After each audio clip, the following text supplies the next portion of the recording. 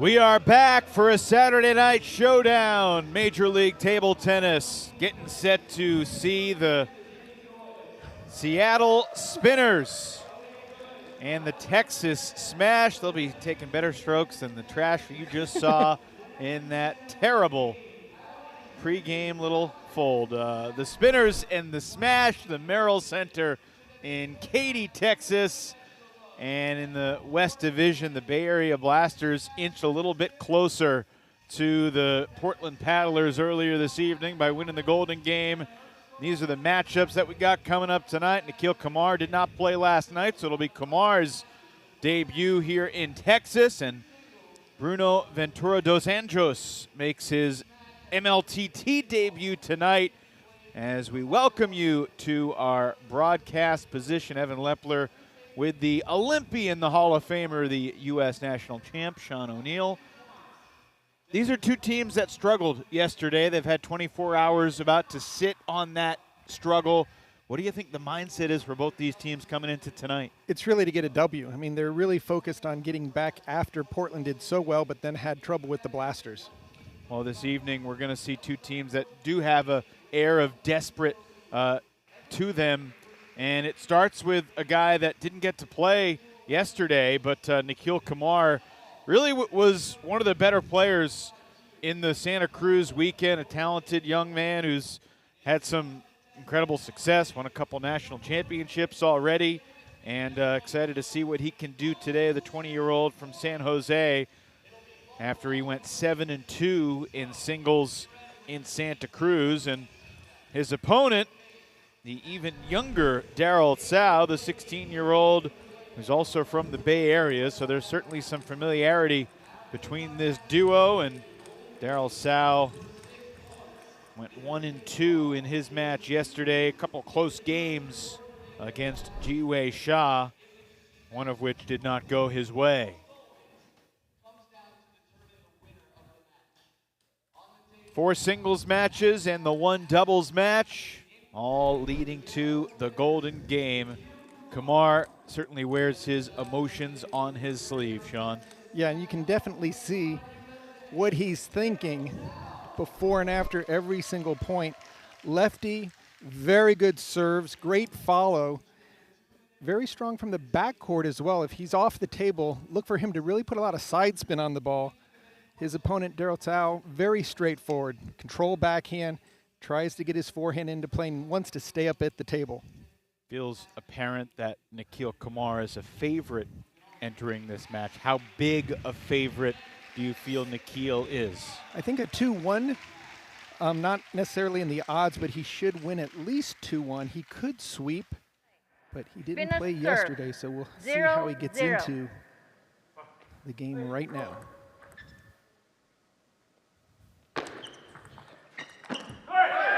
First point goes to the Texas Smash and Daryl Tsao.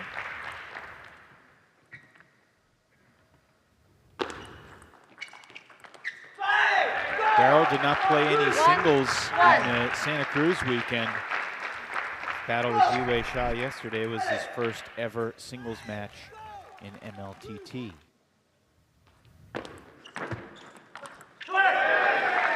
The key is going to be for Kumar to keep that serve short but also low. That time, Daryl able to turn the corner, get his big forehand in.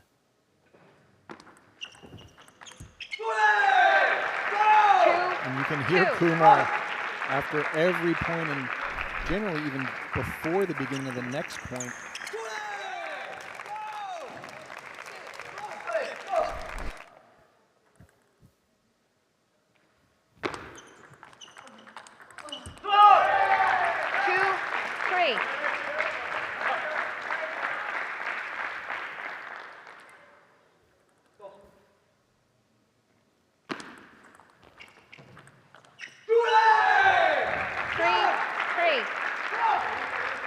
When Seattle and Texas played back in September, the Smash ended up winning the overall match 16-5, despite the fact that Nikhil Kumar won 2 of his 3 games in singles against Nandan Naresh. That was a wonderful match. And you can just see Kumar after every single point really feel the spinners could have used him last night with this level of excitement and energy that he's bringing to the table.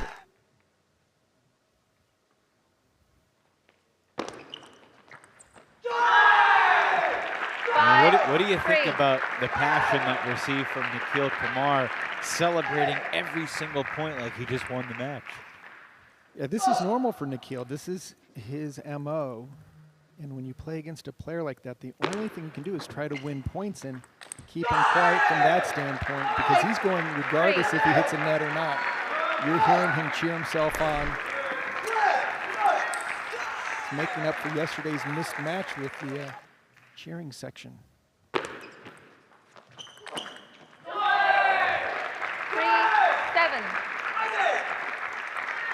I mean, just a lot of firepower, too. Lefty stepping around his backhand, really doing a nice job of controlling the serve.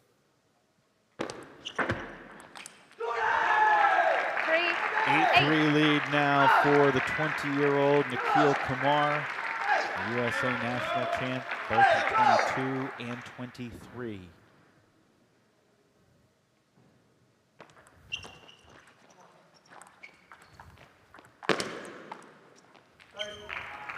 He's now chasing Yushan, a 5-time national champ.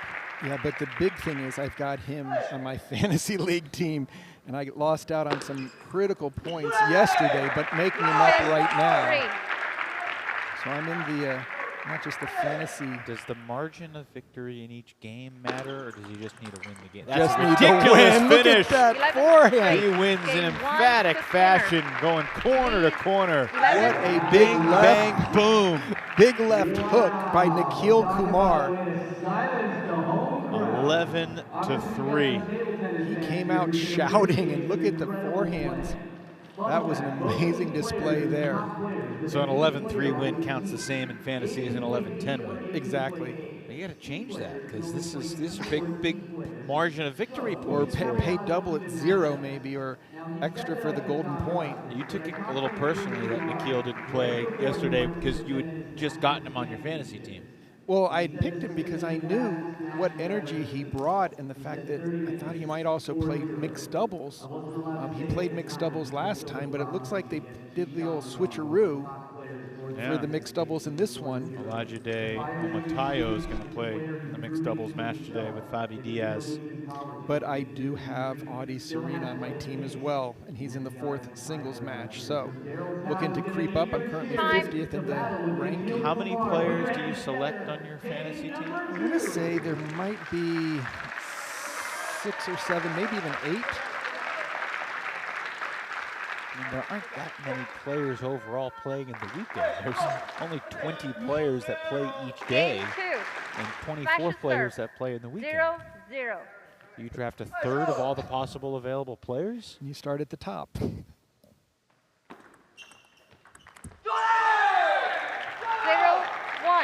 And you can just see Daryl not pleased with the very first point of game 2.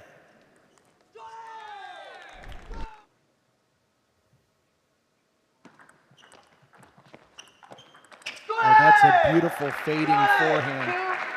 2-0. Kumar took that down the line. Excellent technique.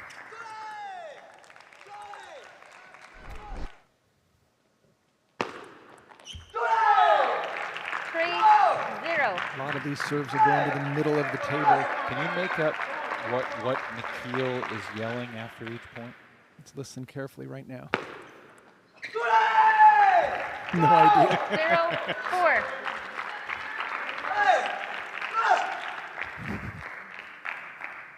God bless you. Maybe we can ask him after the match. I know he says LA a lot, so. Missed it. 1-4. Sal on the board here in game 2.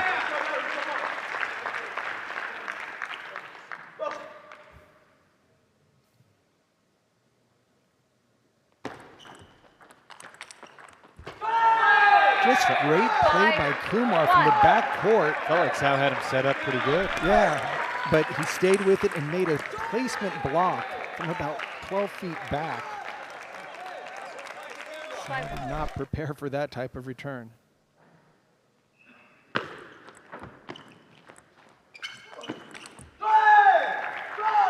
Sal really having a tough time picking up where Kumar is placing the attacks to. And again, a serve that's so close to the end line on the second bounce doesn't give De La Salle any room to spin that ball up.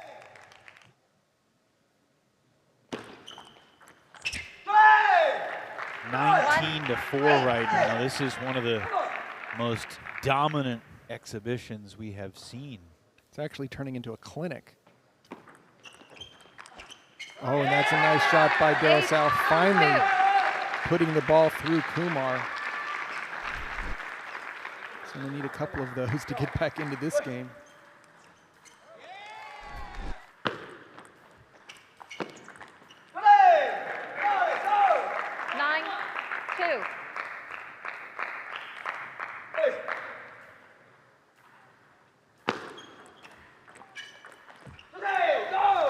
And that will create a whole smorgasbord of game points.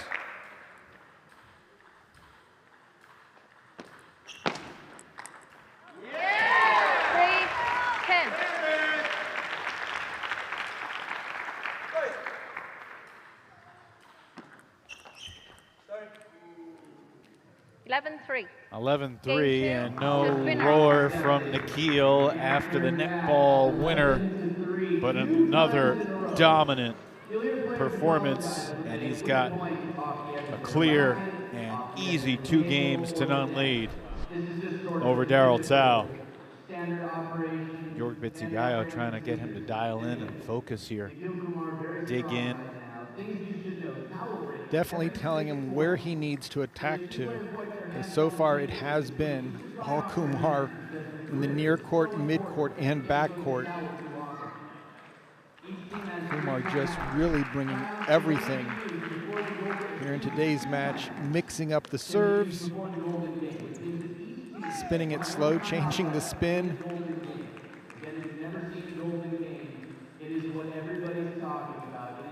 Dropping it short, just really using the net.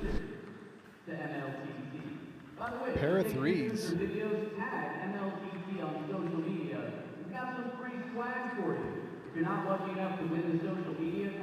Georg, 46-year-old, former Germany women's coach.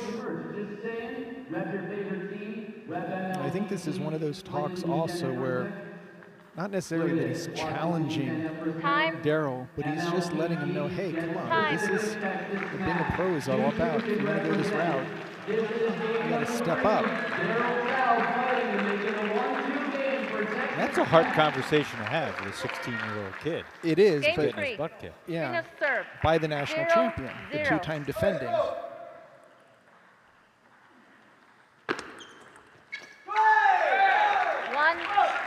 More of the same in the first point here in game 3.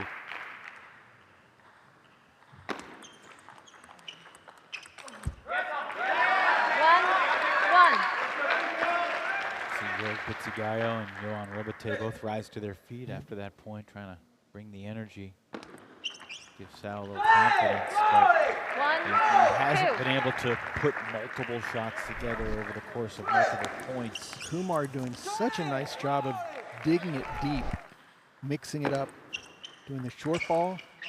That time De La Salle got the forehand, and he needs to play at least one strong forehand per rally if he's going to be in this game.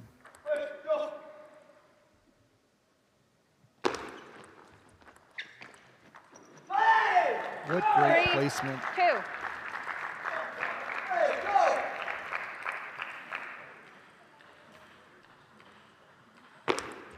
Net. 3-2.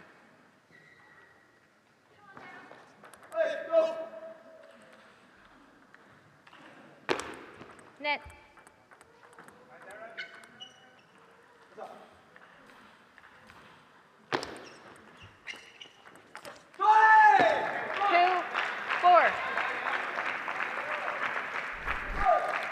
Nikhil just putting a lot of pressure. Seems like an easy ball to loop, but Nikhil takes it quickly off the bounce and always places it a little bit to the left or right to where you're most comfortable.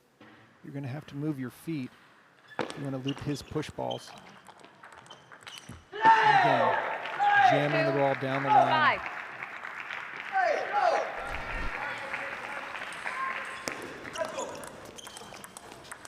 Change side.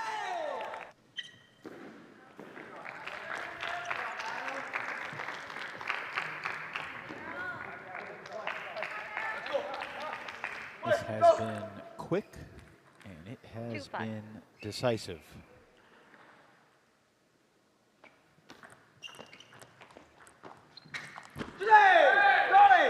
And you can just see Daryl Sal bending down after each one of these points.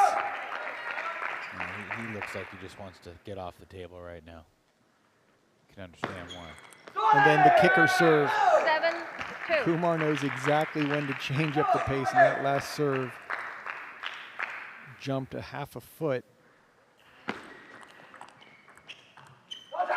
Now he's going long on the serve and coming back with a side spin chop block, just changing the spin dramatically.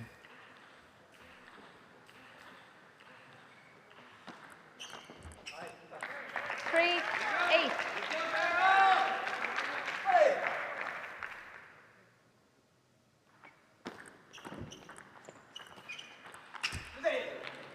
Nine, 3. Even when he sets it up, he can't finish it more often than not. And Kumar has every base covered. 9, 4. Nikhil's up 31-10, and he's frustrated with himself for missing that shot. And he's got the power as well. 10.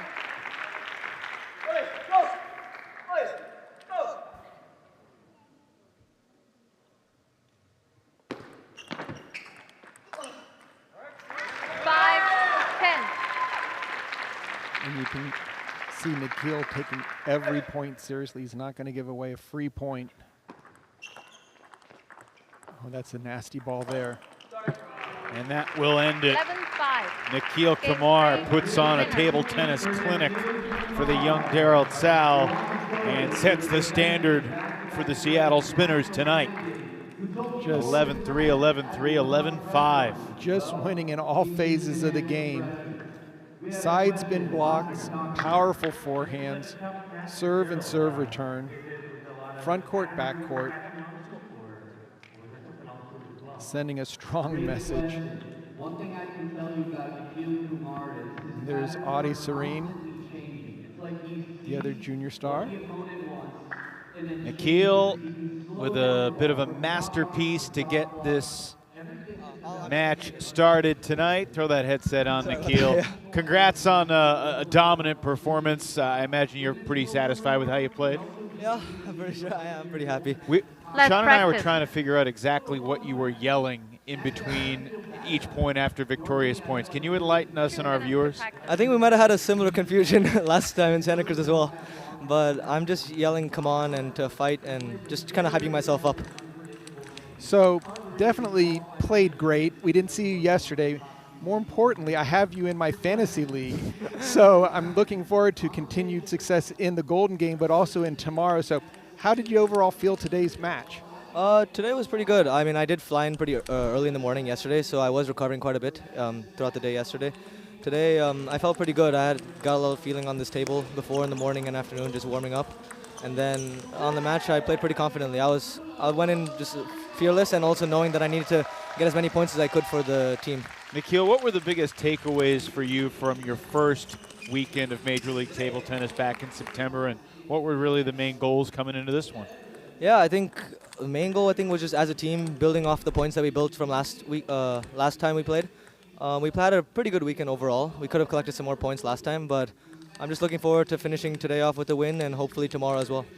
33-11. You beat Daryl, and we'll see you in the Golden Game in a couple hours. Congrats, Nikhil. Thank you. That's the two-time U.S. national champion, Nikhil Kumar. And we shift gears into the second singles match. Olajide Omatayo made his MLTT debut yesterday. And Bruno Ventura dos Anjos set to take the table for the first time ever in his Major League table tennis career. Let's take a look at Omatayo yesterday in his matchup against El Sayed Lachine. They played 2 games that went 10-10. Lachine won both of them. And then playing awesome in the doubles with a big forehand flip on match point to take the doubles for the smash. Omatayo's technically 1-2, but he's like 2 points away from being 3-0. You can see the nerves. First point of MLTT serving it off the end. 1-1. Well, everyone's continuing the Kumar shout. And another missed serve. 1-2. Both players having initial difficulty gauging the bounce of the table. How about that from Ventura dos Anjos? 3 straight after the service error to start. And the Texas fans are really trying to get behind the smash here. Noticeably different roars for the smash's good moments. And 4-1. kind of a half-hearted applause after the net cord winner. Another apology from Bruno, but it's a 4-1 lead over the Nigerian Omatayo.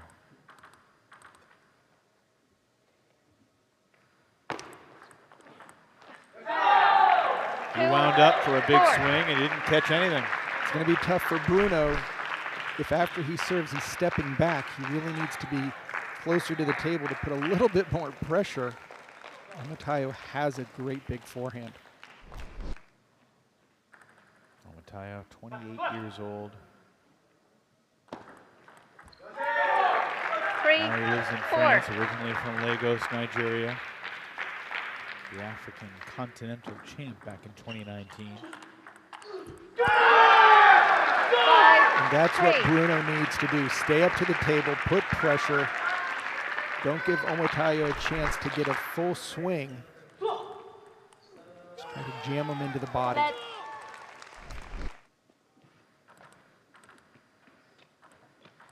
5-3.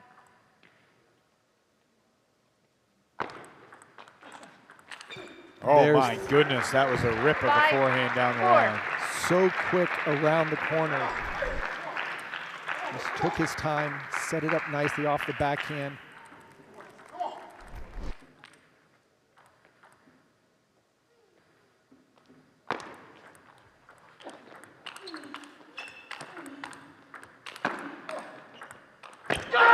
Wow, Bruno from the backcourt.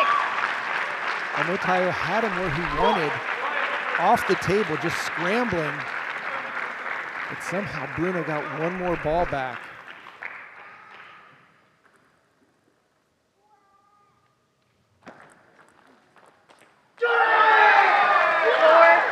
The 7th round pick for the Texas Smash, Bruno Ventura dos Anjos from Brazil, has a 3-point lead. And now 4 edge for the Brazilian.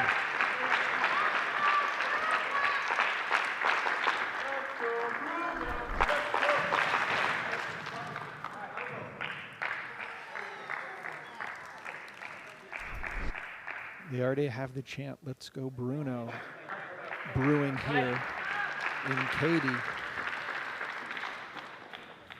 Disobeying the rule, never talk about Bruno.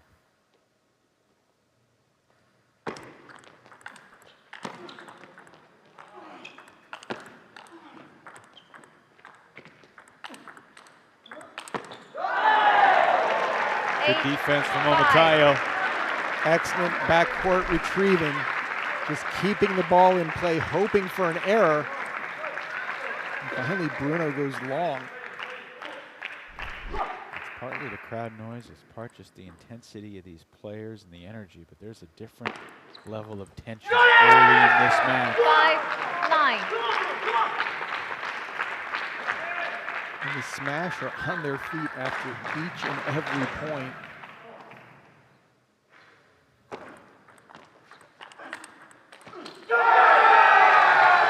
Points 10.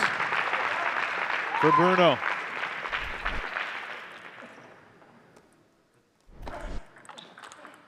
Oh, Matayo stays alive here in game one, pulling that rabbit out of his cap. And I just want to say that looks, I don't know if we're going to call it a McDonald, but that backhand down the line was devastating.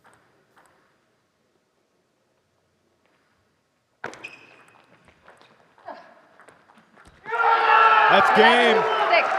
Game Can't 1. help but talk Match. about Bruno. He's got an 11-6 win in game one. Just a lot of energy fighting to keep the ball in play after the net ball. But Bruno has brought everything here this Saturday night in Katy. Years ago, I remember watching it live, and he's still got every bit of that skill and that. 38 years old. Spent the last 9 years living in the U.S.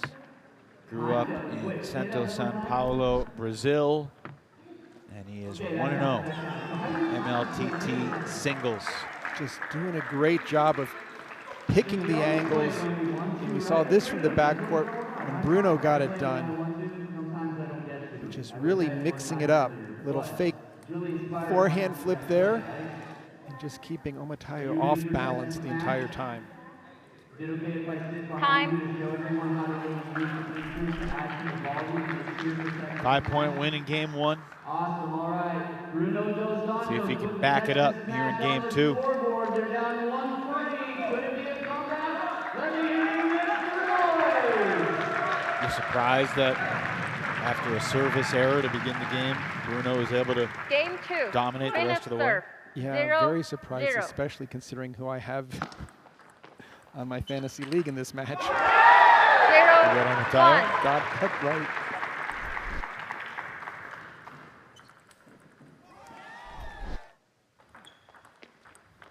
Oh, that's a great backhand loop there by Omatayo. 1.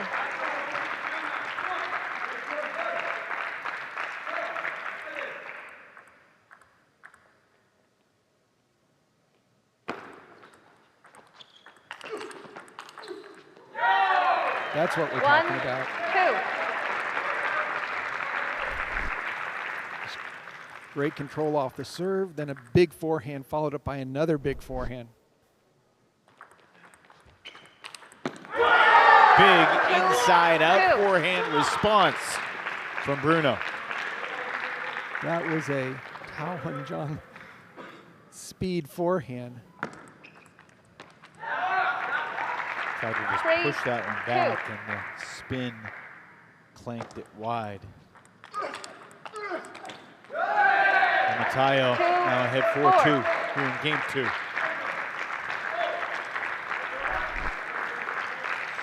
Omatayo has to make his offense work.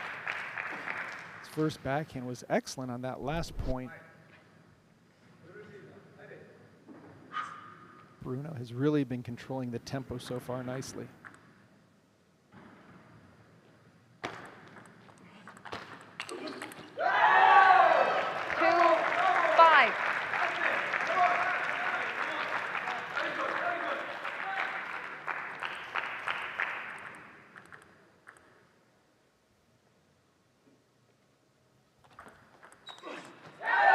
Very solid backhand over the table.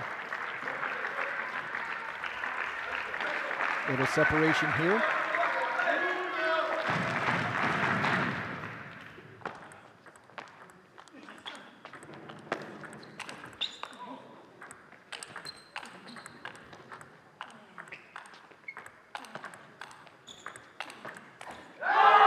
That point looked over early, but it continued. And a long battle eventually won by Omatayo.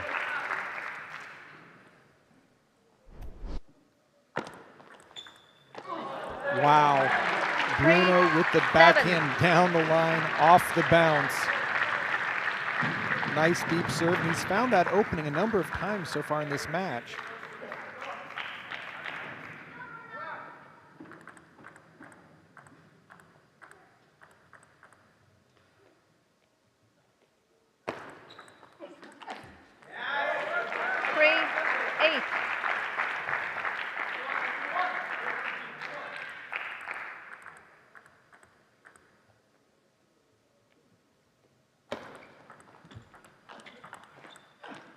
And that time, Omataya goes out to the wide 9-3. forehand.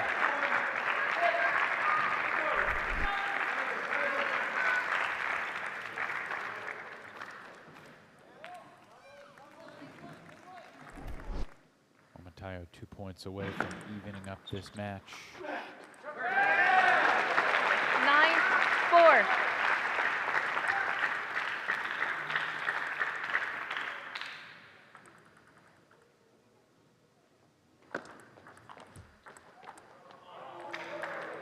Five, 9.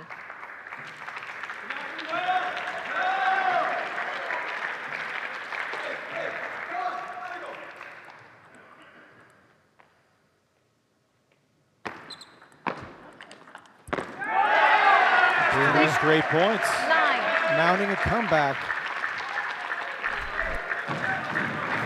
Blowout at 9-3, and all of a sudden, have to get it within 9-7. Net. 6-9.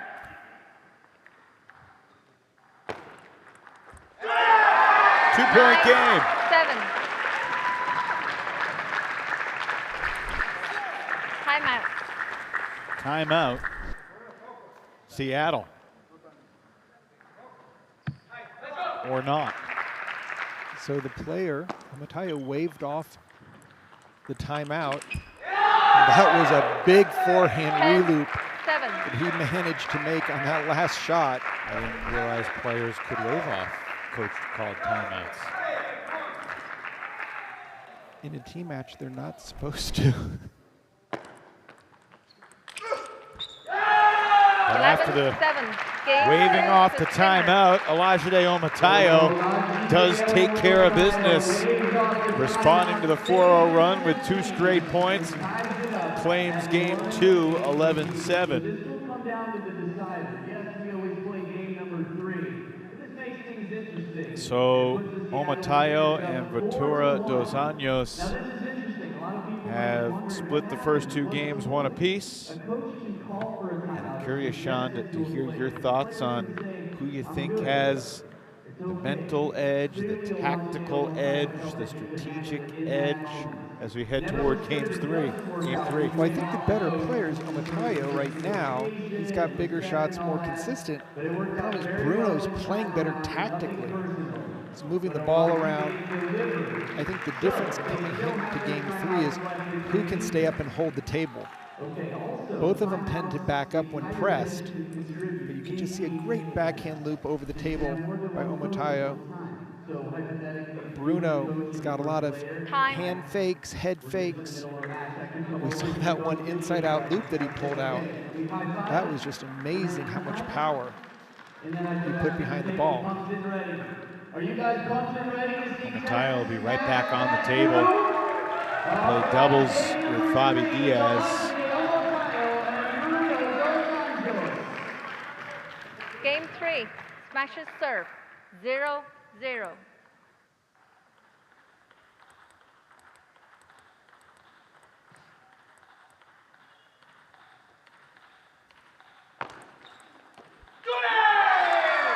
Aggressive serve by Bruno.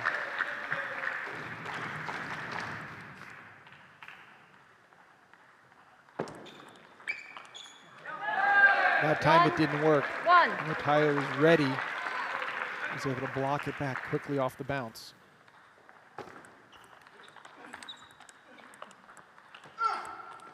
Oh, 2, he was 1. on the defensive early, but somehow he figures out a way to win the point.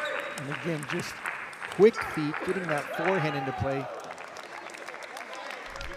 Slight mishit from Dos Anjos. And that's not a mishit at all.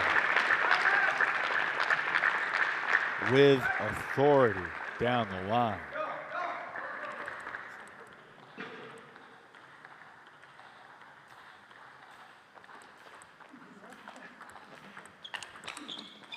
Another good forehand from 3-2. Bruno Ventura dos Anjos. And a 3-2 lead here in the decisive game 3. And again, Bruno holding the table exceptionally well, not backing up.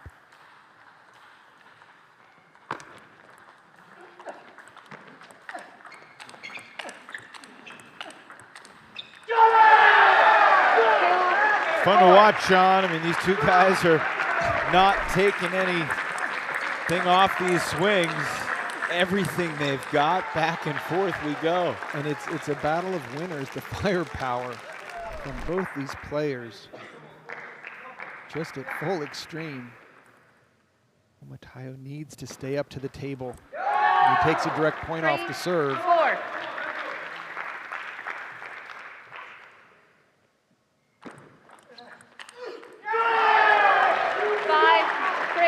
That was the plan. Serve deep, step around, and get the forehand, and they'll change ends now here in game 3 at the midpoint.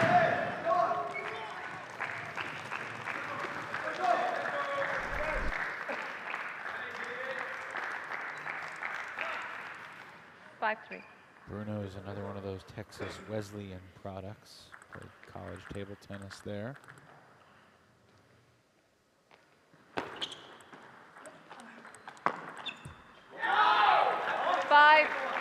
These are the points that get the tightest during the final game 3. And a great serve by Bruno.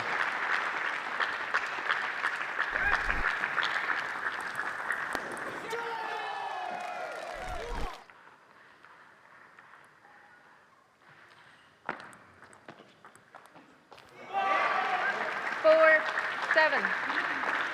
Just a miss hit, going for a backhand. Just lifted it off the end. Knew it as soon as it left his pal. Net. 4-7. Lucky break there that serve was a net. Ooh. That almost crawled over. 5. So they go to the towels with Ventura Dos Anjos up 7-5.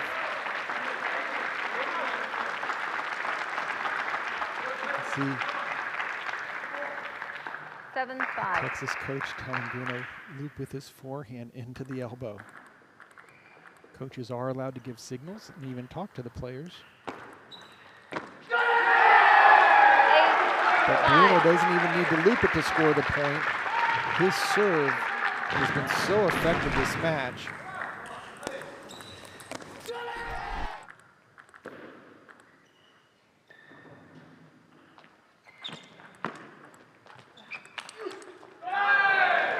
Big time reloop by Omatayo. Bruno's been up this game, but Omatayo's not going away. That is not an easy reloop off of a strong opening.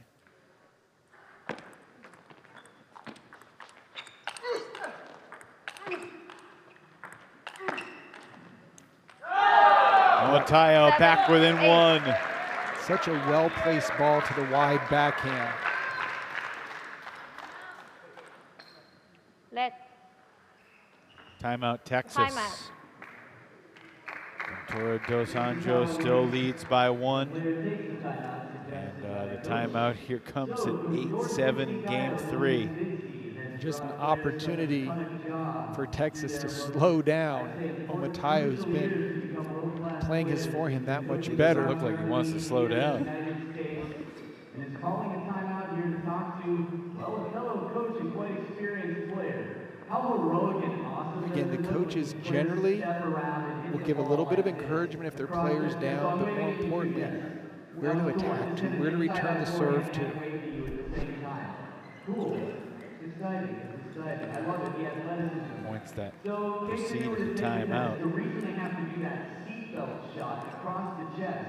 Again, off the table, Bruno's not going to be nearly as effective as when he can make that first attack. To force them to move and get uncomfortable and off balance. So when they play the shot, the next ball, they're exposed on the wide forehand. One more serve here for Omatayo. Looking to tie this game 3 up 8-all. Time. Hey, Ojo, what's the crock chomp look like?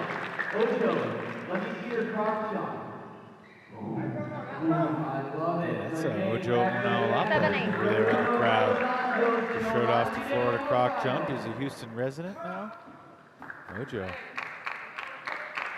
has been one of the Golden Game heroes we've seen so far in MLTT.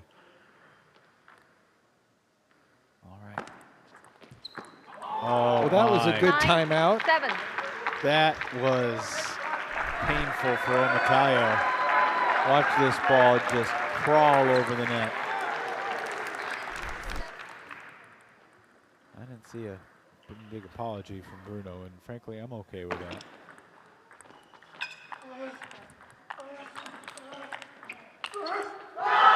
Omatayo isn't. 9, 8. And he returned one net again and just drove that ball home down the line to the forehand. 9-8.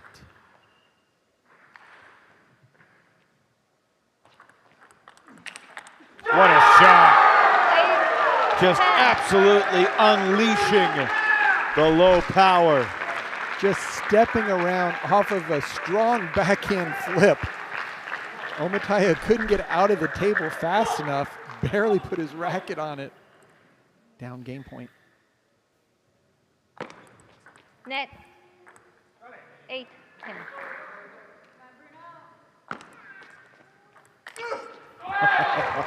Nine. This 10. third game has been all sorts of riveting.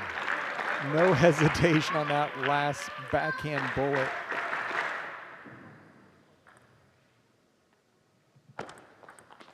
Oh, but a winner with the backhand down the line. And Bruno Ventura dos Anjos takes 2 out of 3 in his MLTT debut. What a play, a misdirection. And you can see Bruno patting himself on the chest saying, that's all me. Perfect placement. Excellent offense. A lot of courage to go for that shot. So the Texas Smash get 2 points in that second singles match. And a memorable debut for Bruno Ventura dos Anjos, who joins us now. Hey, Bruno, congratulations. What did it feel like to make your debut and get the win? Yeah, I'm very excited to play in Houston. You know, like I used to live here, so I have many friends, and you see the crowd is like help me, and when I get excited, it's hard. It's hard to stop me. Bruno, where do you get that power on your forehand? You had a couple balls that you stepped around your backhand and just exploded on it. That's practice. It's something that I do like easier than maybe others. It's kind of like my thing, like, you know, counter-attack forehand, use a strong forehand. But today I did more than I was expecting. You certainly, when Jorg took the timeout at 8-7, I believe, you looked a little, I don't know if jittery is the word, but excited, wanting to get back to the table. What was the message from coach, and how did you close that out? He was telling me to keep calm, you know, like don't rush with Texas the ball. Smash, I let's was good in the practice. rallies. I didn't have to attack too hard, especially when he was attacking. And after that, I got lucky and I hit the net. I was like, oh my God. I'm sorry, but I was kind of happy.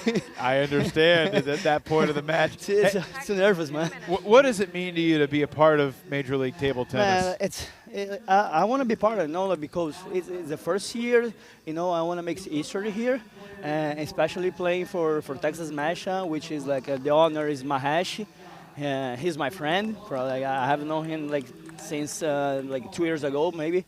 And so I play for him. I don't play for myself or for, you know, I would like to honor him.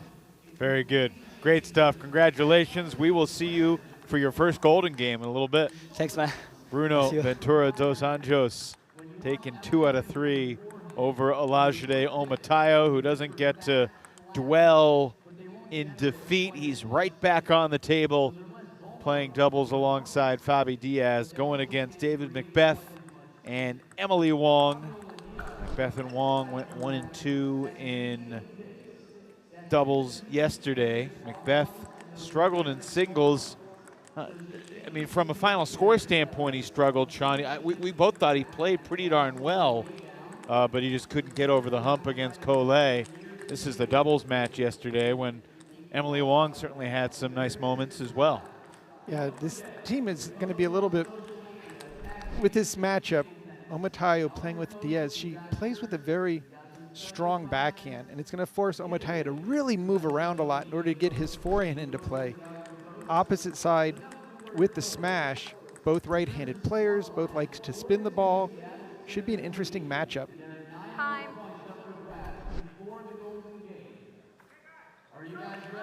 Do you look at this doubles pairing as pretty even, or do you give Macbeth and Wang a slight edge as the favorites? What do you think?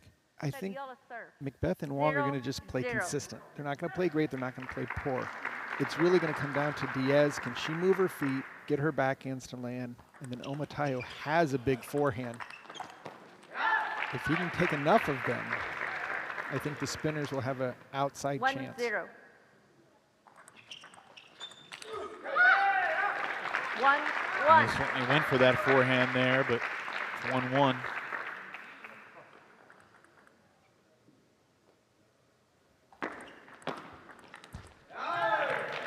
Macbeth sends it into the net on the third shot attack attempt.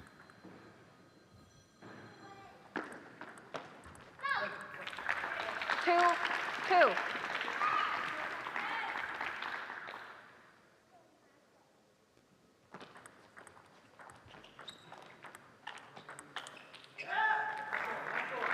Couple errors from Macbeth in the first 5 points. Seattle leads 3-2. 3-3.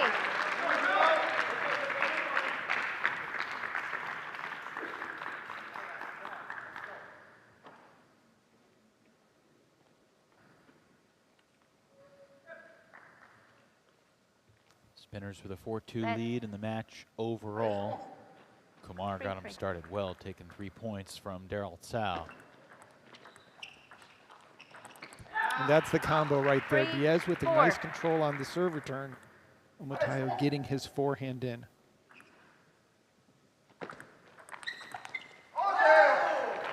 5-3.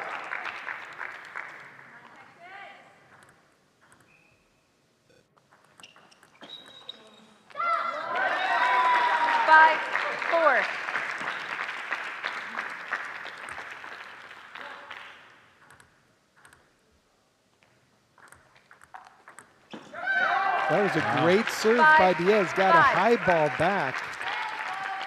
And Omotayo just whiffed on it.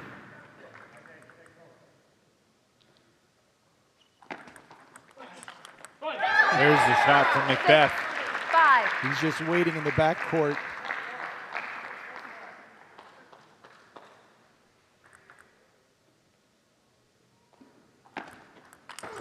Oh my. 6. There is the power from Olajide Omotayo. Just completely sent that ball over with some authority. We're tied at threes, tied again at sixes. 7-6. Both teams are kind of alternating winners and errors. Oh, what a shot from under the table. That loop with a lot of English to it.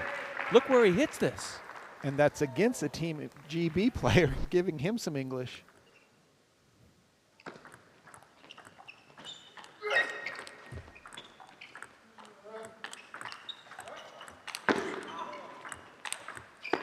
That's a great doubles point right there. That's teamwork. Spinners getting the job done. But Omotayo just really sending everything into the ball. Great finish by Diaz. 10-6. Omotayo and Diaz have scored 4 straight points to set up game point. And it's Omotayo's forehand. Yes, Oh, sir. that's making the difference. Absolutely. 11-6. 11-6 as they close on a 5-0 spurt to the finish line to take game one. It's going to be a little tougher in game 2 for Omotayo to have as many opportunities, but that's what the spinners have to do. Diaz with the setup, Omotayo with the finish. So advice for the smash, they've got to play more offense. They can't just be the receivers of Omotayo's big forehand flurries. The other side has more spin. So in Amy Wang's case, when she serves, she turns the purple side to her forehand and serve. See in the top right corner, on deck in the third singles match of the day. Andrew Sao and Yohan Ribate.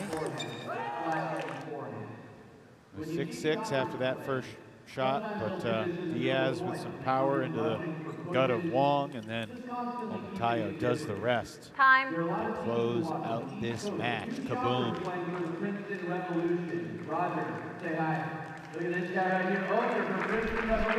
Omatayo, after dropping that third game to Bruno, you feel pretty good to stay on the table and bounce back, getting a point for your team in Game doubles. 2. Smashes serve. 0, And in 0. Fantasy League. I'm sure that's his primary concern. Shauna is underachieving fantasy team. Macbeth showing, do not play the ball to his forehand. 1, 1.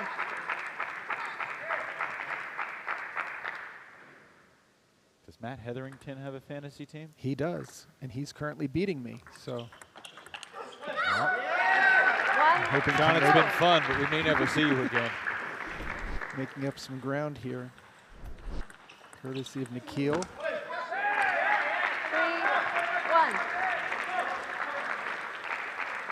1. 3-1 lead here in game 2 for the smash.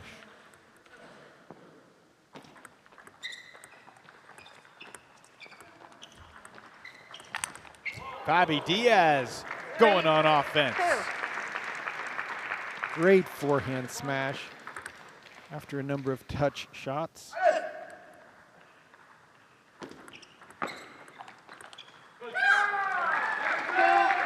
4. And that is exactly what the Texas Smash has to do. Get their offense going. Emily Wang, nice backhand opening, putting pressure on the spinners.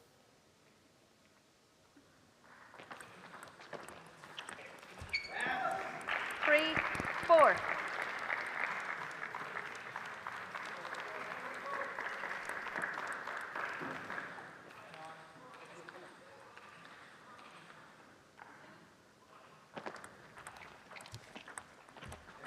Oh, 4. he tried to be 4. really cute with it, and he was too cute.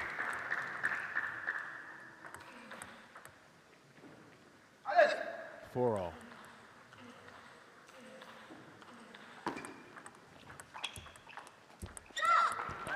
Five, 4.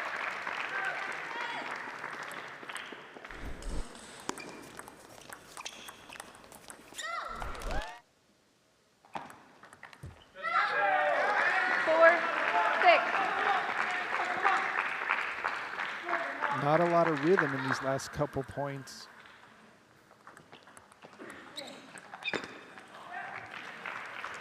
Five, 6.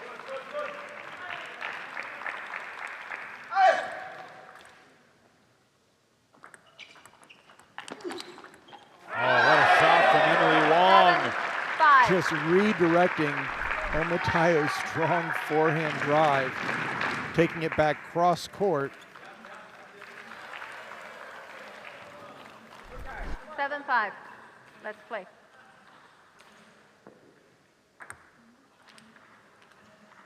Beth and Wang strategizing. Officials trying to keep the game moving. Let's play.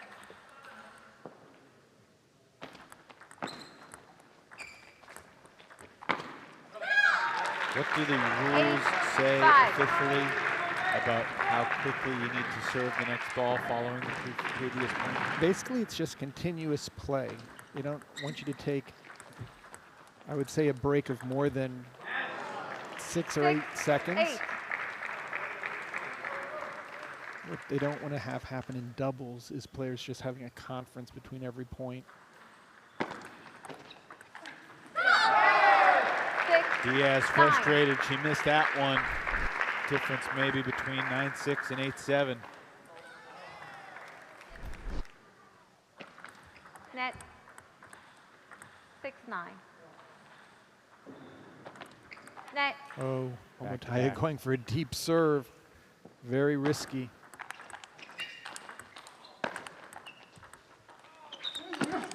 Matayo 7. saw the opening and smashed it into the smash.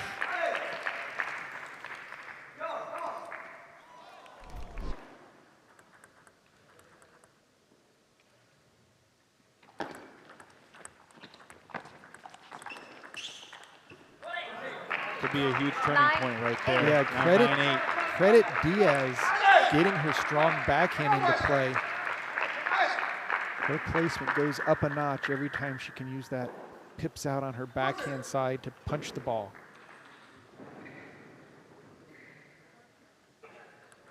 Wang to serve at 9-8. 8.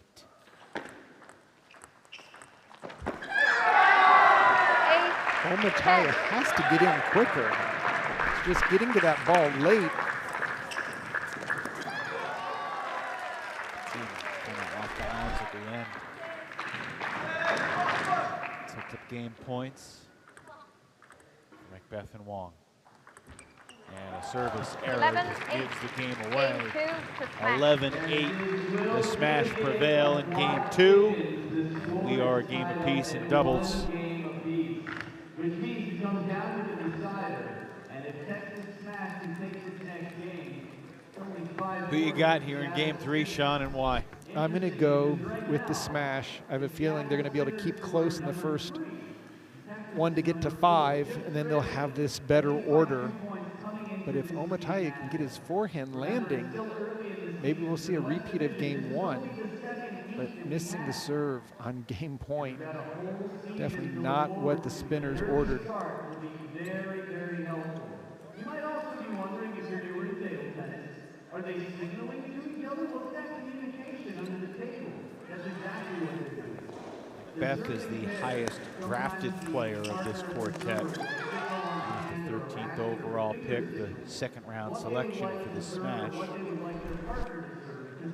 Seattle took Fabiola Diaz in the 3rd round of Time. the inaugural MLTT draft. The first 2 picks Time. were Nikhil Kumar, who we already saw, and Adi Serene, who we will see later on this evening.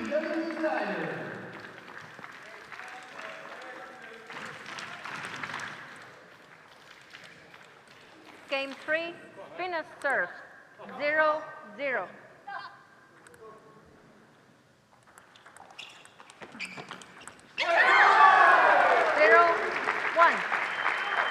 Very strong start by the smash.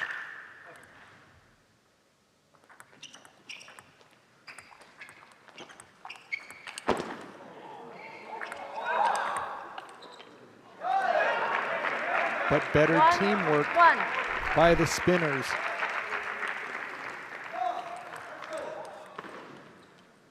Matayo playing his 6th consecutive game, sweating through that shirt pretty good.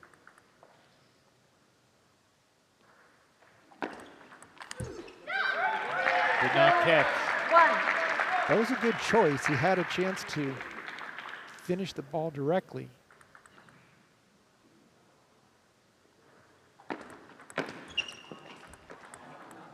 2-2.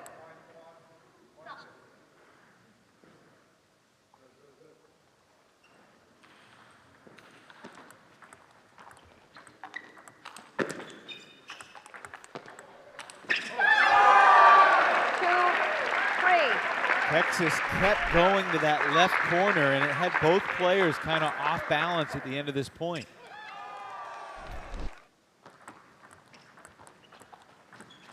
My goodness, Matayo again trying to get around to that forehand and almost took out Joanna Pejnovic, the umpire, to the left side.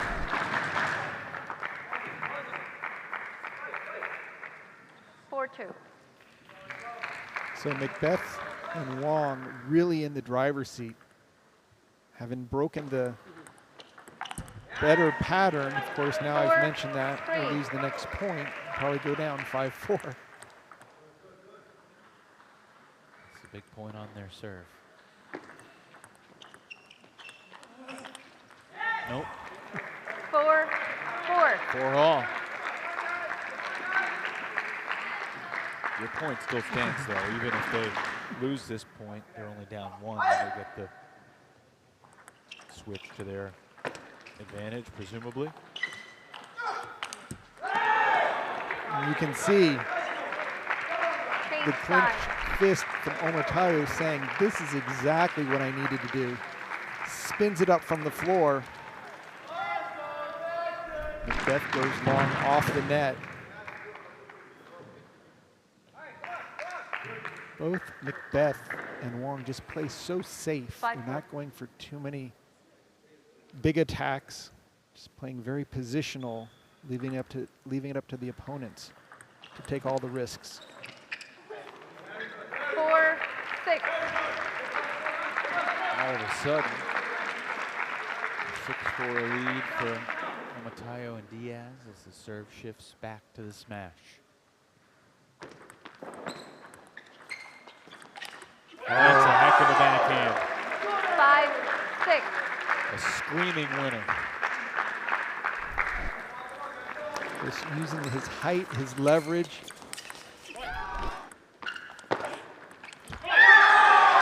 And Wang with the fast hands up at the table, able to defend against Omotayo's strong backhand flip.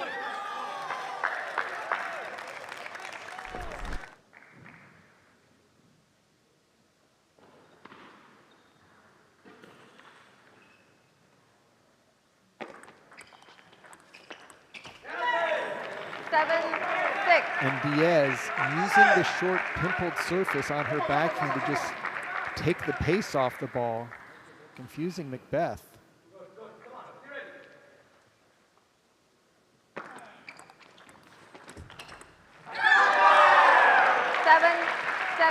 This game and this match have had twists and turns, ups and downs.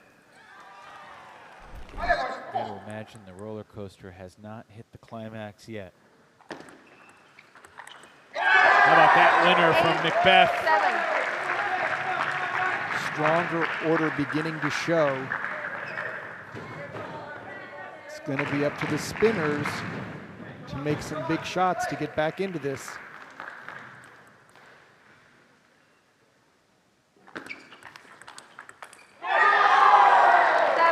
Diaz went for the pretty big return, Sean, but Omotayo could not handle the re-loop from Macbeth. Again, the deep, quick serve, and Macbeth jumped on top of it. Macbeth missed it. 9. That was one heck of a chop return Yeah, by that was, Diaz. that was phenomenal. Macbeth almost took out the umpire.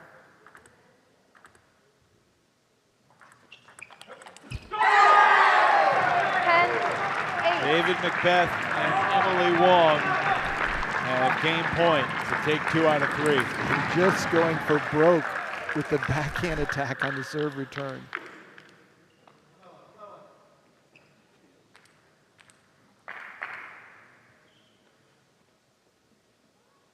Let's play. 10-8.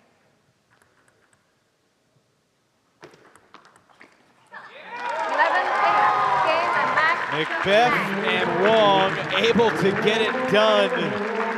11-8 in both games 2 and 3 to take 2 points for Texas in doubles. Getting him back right on path at 5-4 now. Very strong performance by Macbeth and Wang. After falling behind 3-0.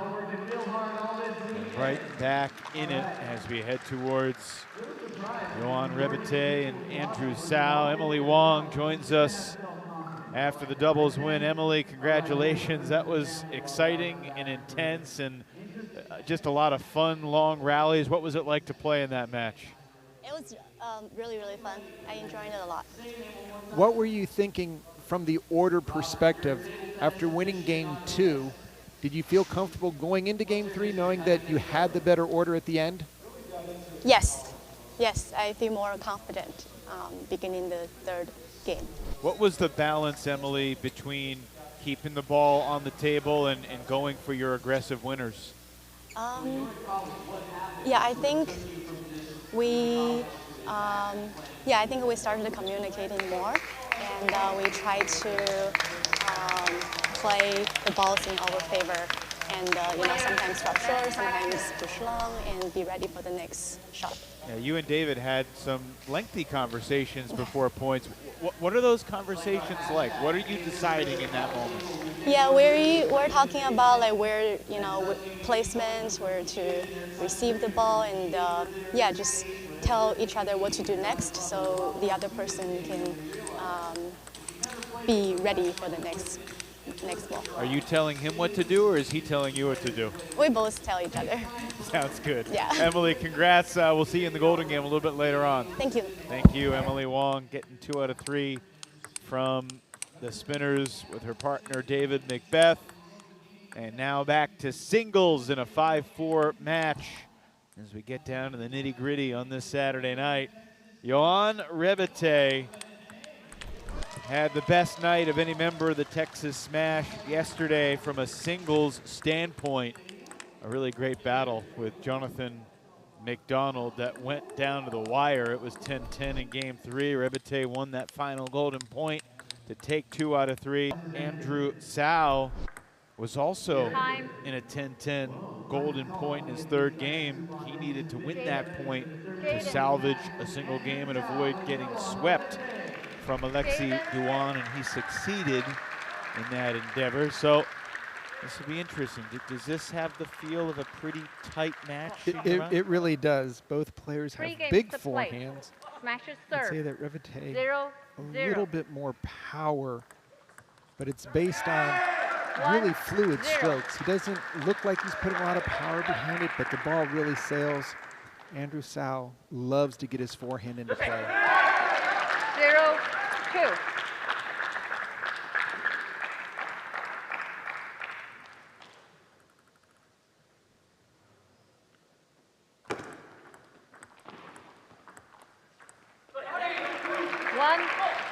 Tsao on the board. Andrew Tsao, remember, went 6-0 in singles in Santa Cruz. And he's got a backhand winner down the line there. First 4 points of this match, all won by the server.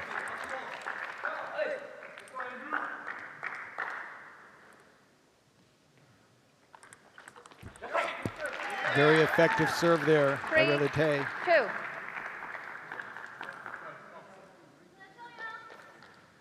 Yoann's 21, Andrew 16. 3-3. Tsao evens it up at 3. Makes me feel pretty old saying that these two guys have a combined age of 37. This is a year younger than I am. How old? No, Never mind. 3-4.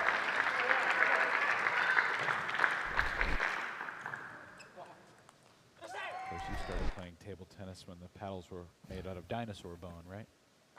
Something like that. 4-4. Be a nice paddle.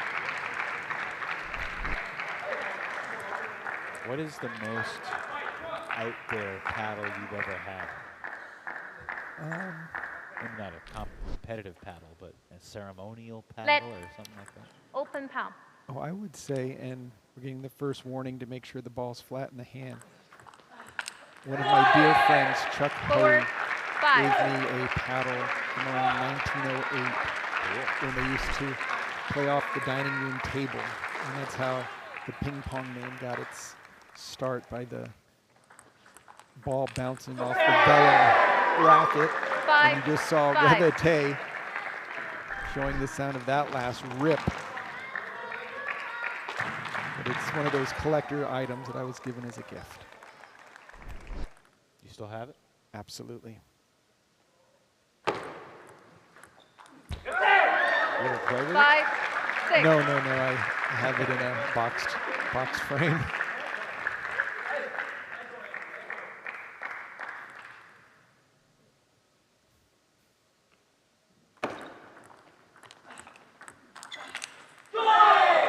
Good game 6, unfolding here, 6 6. all. And Andrew's getting his forehand in, and that's what he has to do to keep the pressure on Revite. If you watch Revite's strokes, they are so smooth. So nice and easy with the ball. Never looks like he's out of position. Uses his opponent's spin and speed for a lot of redirection. Oh, there's a nice deep serve Oh, that and it catches the caught. edge. 6, 7. A second apology from Sal, but you know he will gladly take that point. No better feeling than a deep serve that you just barely get your racket on for it to catch the edge of the table. 8-6 lead now for 6. Sal. And Andrew is playing the big points bigly right now. What did you just say? You heard me.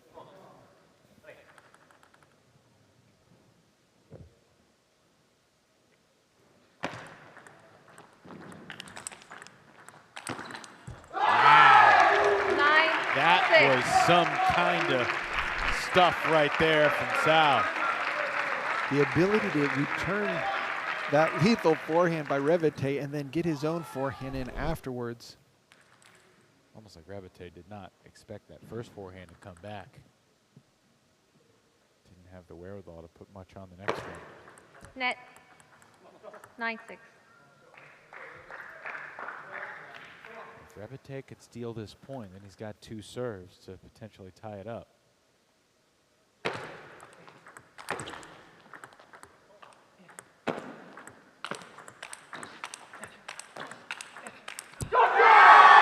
This is good 7, stuff. 9. And that smooth stroke of Revite is taking his time.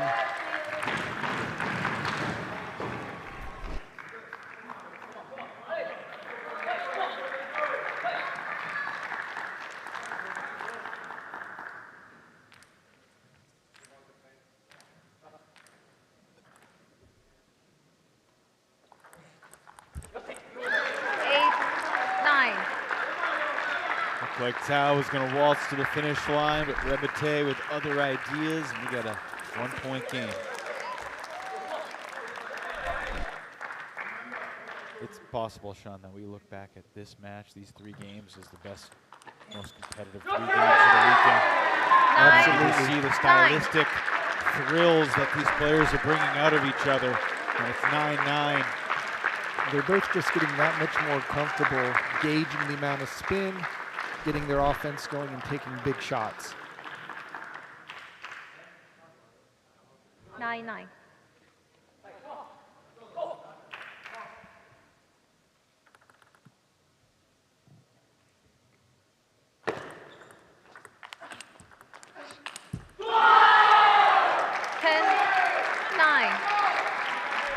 First game point belongs to Andrew Sau. After Revite's forehand caught the net. Revite has the serve on golden point if he can get there.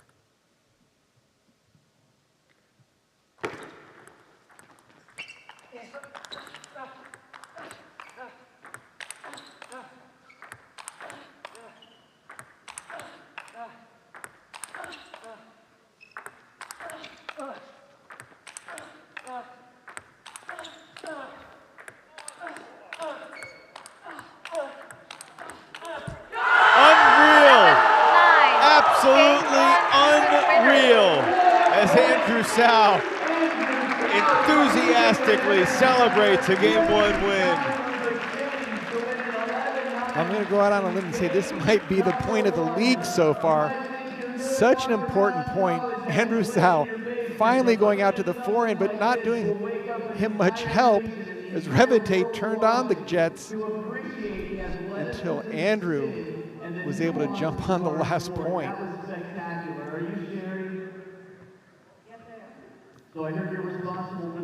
Is it hard to maintain your focus on a rally that's that long when you've had that many chances in the driver's seat to try and put the point away?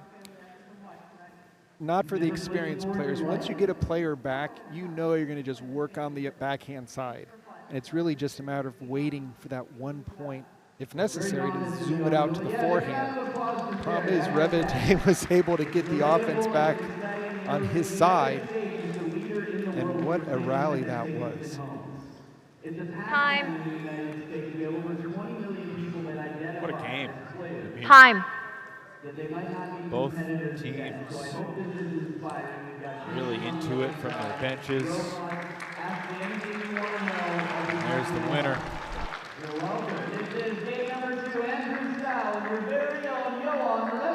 See if Sal can back it up or if Rebite can turn it around. Game 2. Spinner serve. 0-0. Seattle now up 6-4. Sal to serve to begin game 2.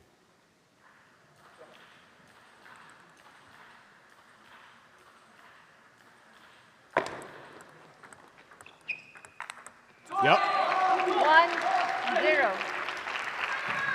Very positive body language by Andrew.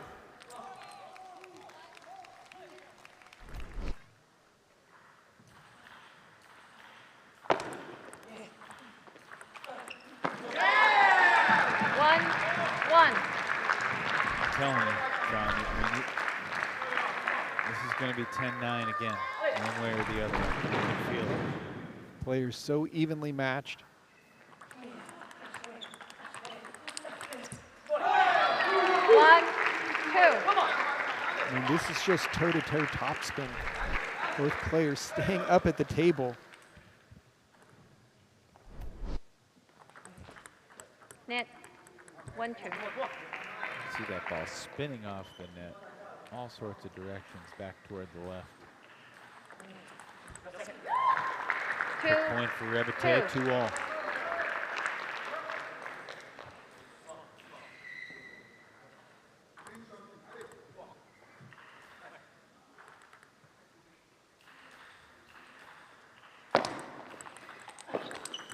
That's a beautiful forehand off the bounce by Rebite. 3.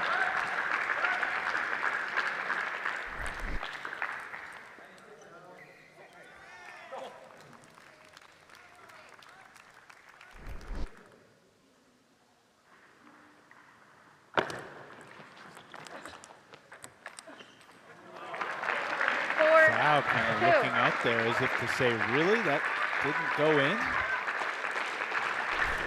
And at the same time, he thought that forehand was so well placed that should have scored directly.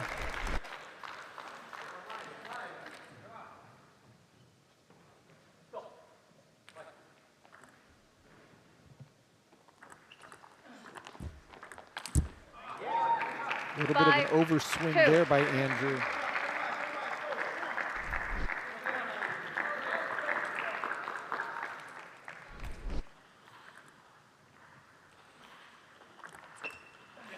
Wow.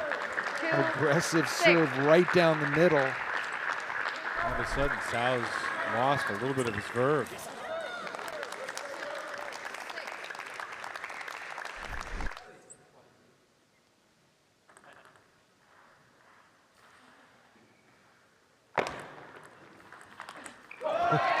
Got it right back. That's how a guy can get his groove back pretty quick. Kaboom. Rebite a little nod as if to say, yeah, I set him up for that.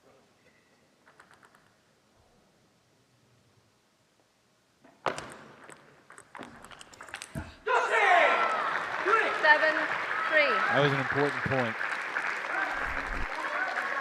Puts Rebite in a position to create some real separation here on his serve. Could have been 6-4.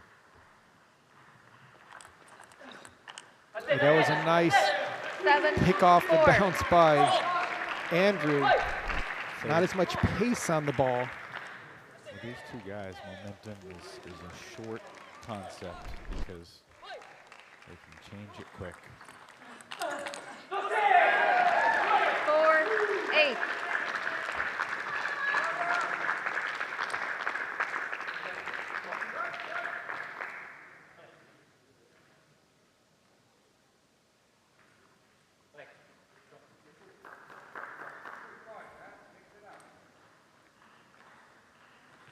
Andrew Sao gets the serve back, trailing by Let's 4. play. 4-8. He won game 1, 11-9.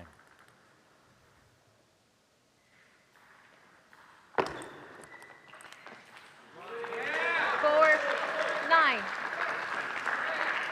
Andrew's going to have to pick it up if the 10-9 prediction's going to come to fruition. He just needs to play about 30% more forehands. He's not going to win this match off his backhand side. He's got to get his forehand 9, going. 5. It's his bread and butter. Revete realizes that. Are you suggesting he try and run around some Yes, backhands? step around as often as possible. He's quick enough to cover the wide forehand, even if it gets returned. I missed. 9, 6.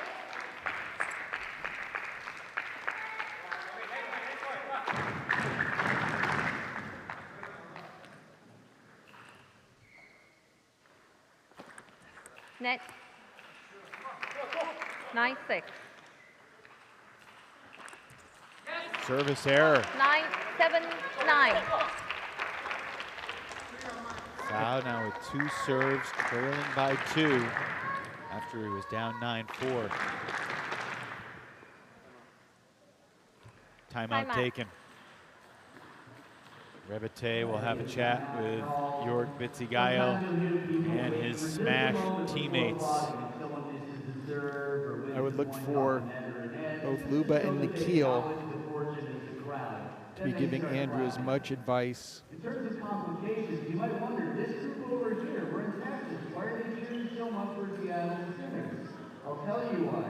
And this is going to complicate things for you, but it's going to make you But coming into this timeout, it's been all Andrew Sao. And not just any Texan, he's local to Katy. So, Great over-the-table forehands. it's up to you. You cheer for anyone you want to. Mixing up the serve returns. But tomorrow, you're going to be cheering for Andrew. And then putting additional pressure We're in Texas. We're in his where hometown. Revete unable to make his own serve. Come back into this. 2 points between teams. Seattle's been leading 6-4. Interesting time. Still to come tonight. Adi Serene versus David Beth.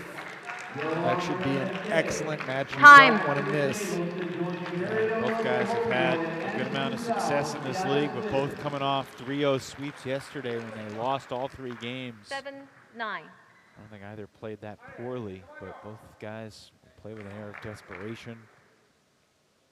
Beth has the size. Serene has the quickness. We'll see.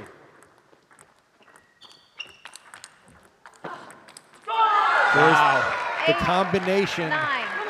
Forehand from the middle by Andrew Sao, and then another ball from the forehand side, keeping the pressure on.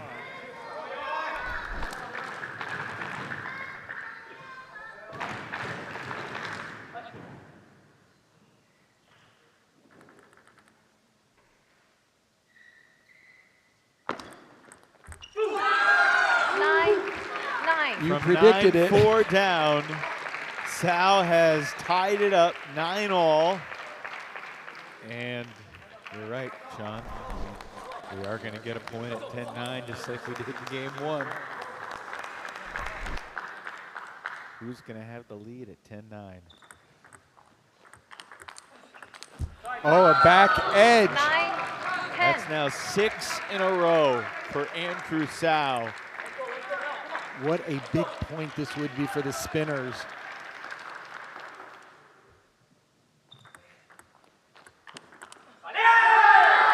Golden time, 10. 10-all. Revete and Sao putting on a thrilling show for these Texas fans. No win by 2. 1 point to decide game 2. Sao to serve.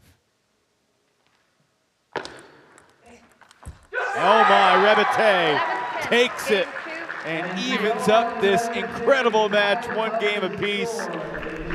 What a poetic way for that to finish. I mean, 6 in a row for Sao to come from 9-4 down, but this match has felt so even from the start, so it feels appropriate that it's 1-all as we head to game 3. And both teams just fighting to create a little separation going into the golden game. Right now, the spinner's up 1 at 6-5.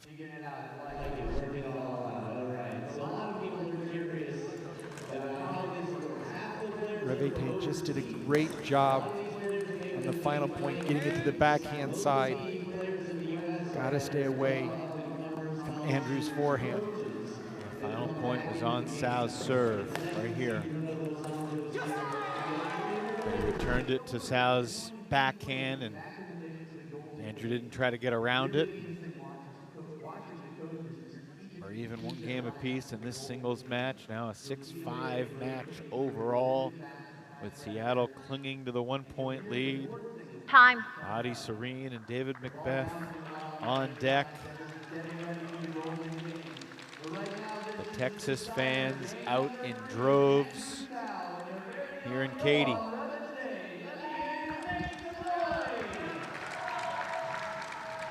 Give me the key for each player here in game 3. For Revete, 0-0. up to the table, make both forehand and backhand attacks count. And for Andrew, just play forehands. 1-0. Live on the forehand and run around everything if possible.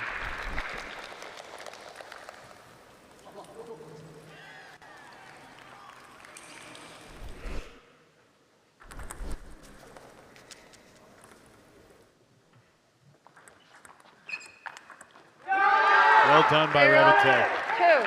2. Again, where is he attacking? Backhand side.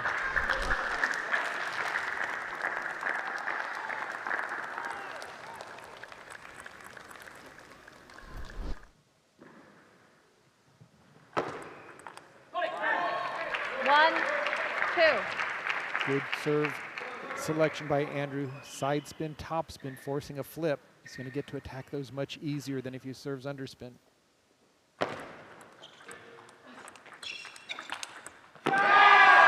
What do you think, Sean? Are we going to get to 10-9 again here in game 3, or is one guy going to create a little separation? Right now, the way Revete is picking his shots, nice block, just really controlling the whole table.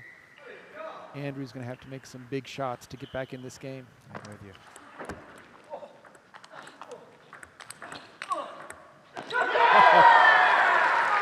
And that point had a lot of twists and turns in it. A very short serve that Sao was able to handle. And he was in control of the point, but he couldn't put it away. Timeout. And with Sao trailing 4-1, Luba Sadovska, Seattle Spinners coach, is going to take the timeout. Just to give Andrew a little bit of a breather, she realizes that he's playing a lot of forehands right now. Now, Sean, in your career, you never really had golden point that wasn't win by 2, right? Right, always had to. How do you feel like you would have responded to losing a golden point? Because I mean, to have everything ride on that 1 point, especially when you've won 6 of the last 7 points and then you fall short, it's got to be a hard thing to come back from. Yeah, no, it's definitely a heartbreaker, but all players realize, same after you lose a match and you've got another match, whether it's in a team event or in a round robin, you've got to forget it. You've got to just put that out of your mind, start fresh, and realize that you can't change it. Time. The milk has been spilled. You just have to start going forward. Now you are speaking my language, because there's spilt milk in my house virtually every day. 4-1. Andrew looks like he's ready to start getting that forehand going, but now he goes to the backhand. That's a forehand attackable shot.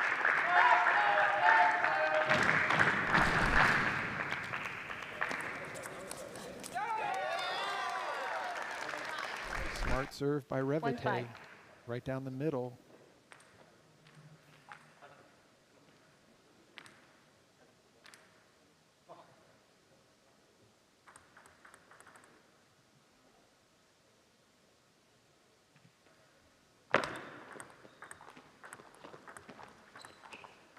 Back edge. Edge. 1-6. Now Revete can use the score up 6-1 as a bit of a teammate, not really needing to take any big shots, can trade points, play a little safer, and not allow Andrew to make his big forehand.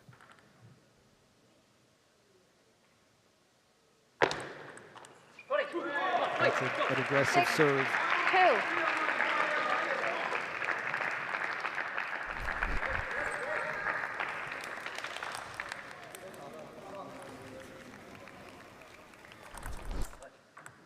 Net 6-2. 6-3.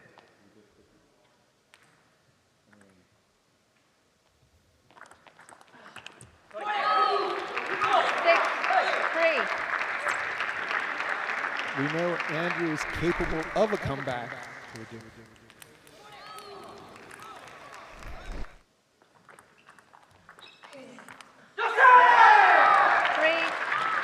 Rebete might be playing at too high a level right now overall. I just really love his game, how smooth he is. Doesn't go for any crazy shots.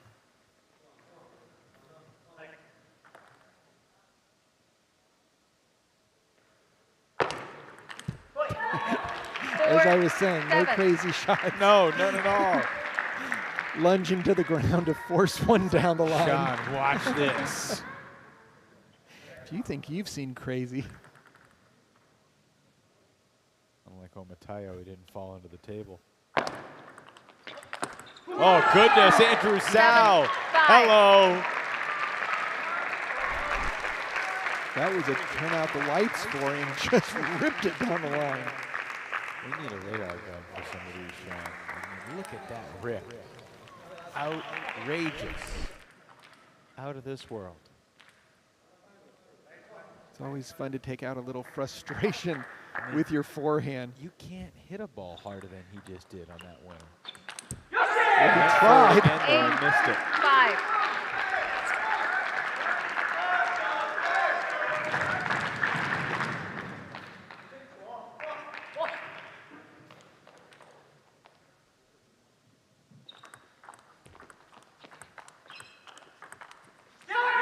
And again, the 5-9. smooth, silky loop of Revite just stepping around the backhand. Nothing too fancy, just constant pressure.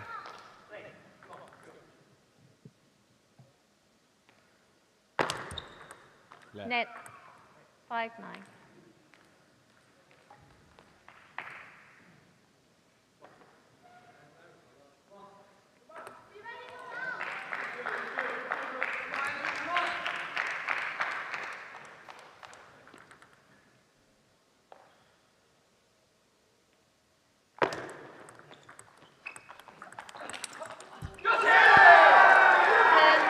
Revite has created separation. He has earned a slew of game points.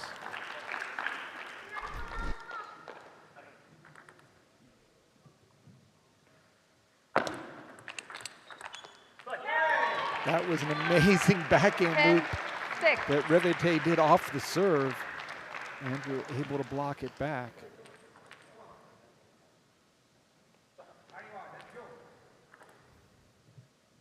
Fault. Open palm. 10-7. She's given the point Directly. away. No warning. That was a low toss.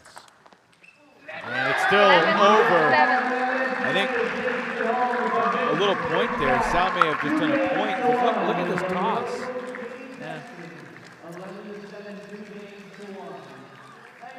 Would have been ticky-tack call. I take it back.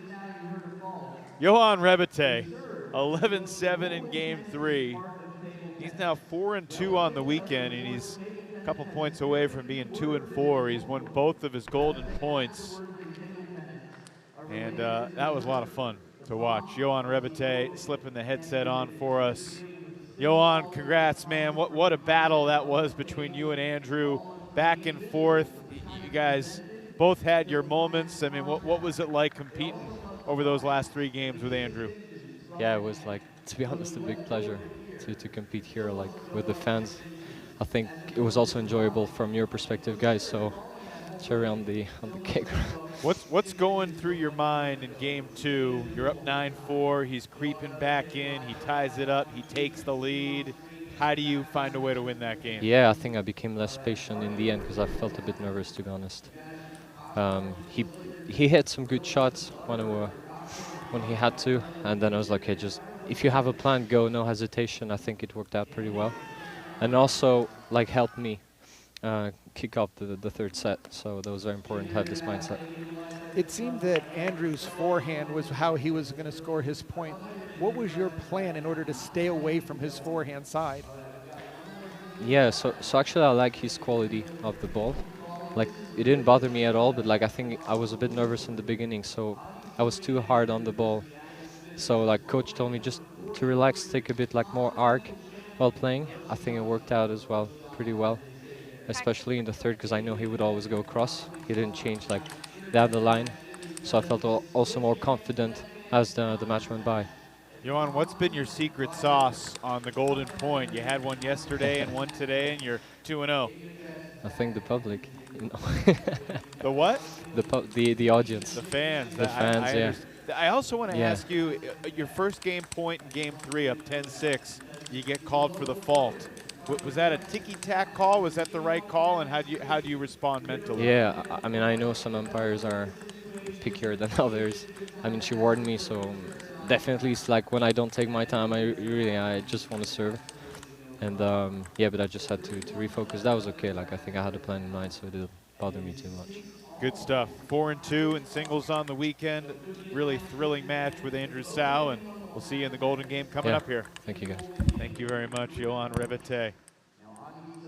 That was fun, and ever since the schedule came out, an hour before this match, we have been looking forward to this finale. Obviously the Golden Game, but the singles finale with Adi Serene and David Macbeth. I mean, how do you handicap this duo, Sean? Well, there are going to be long rallies from both of these players. Both tend to step back from the table. I would say that Macbeth has a little bit more power, but Serene, he's already doing his laps. He's a little faster off the bounce. So it's going to be a little power versus speed. Youngster versus experienced national team player from Team GB. First point to Serene, the 16-year-old, 15 years younger than the Brit David Macbeth. Net. 1-0.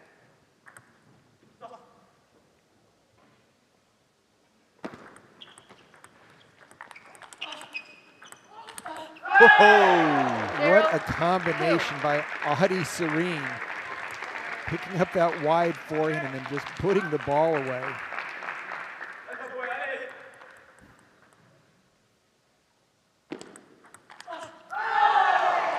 Again, power from Serene out to the forehand side. Did I misspeak and call Adi 16? I think he's still just 15, right? I think he's still 15. Yeah. 3-1.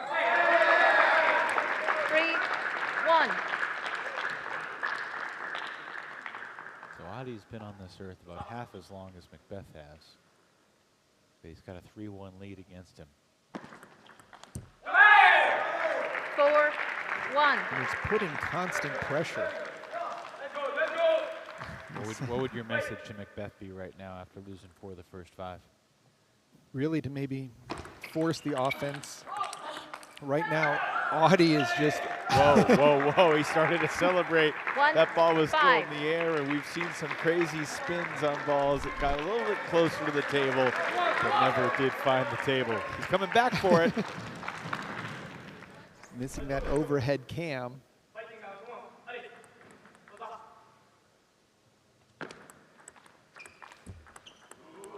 Two, 5. Maybe a little break for Macbeth that perhaps can give him a little momentum and confidence. And that's one way of stopping a run, is getting a net ball or an edge ball.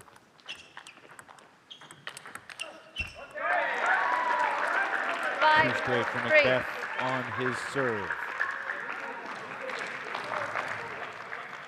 David was 5-4 in singles in Santa Cruz, but an 0-3 yesterday.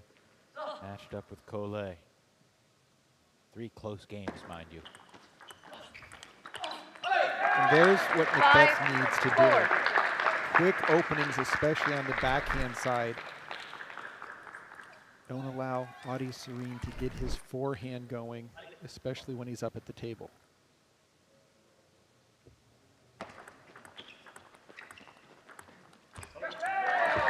Five, 5. 4 straight for Macbeth to even up this first game 5-all. Adi came out with the same energy level as Nikhil Kumar, his teammate. He's definitely slowed down in the last couple shots. And a service 5, error 6. snaps the 4-0 run.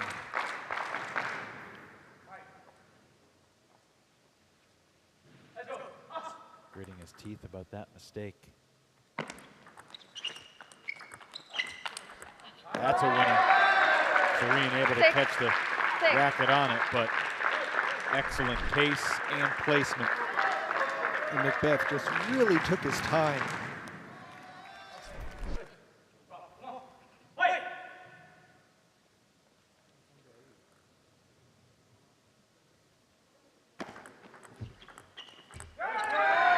It feels like Macbeth 7. is very comfortable working into the rally.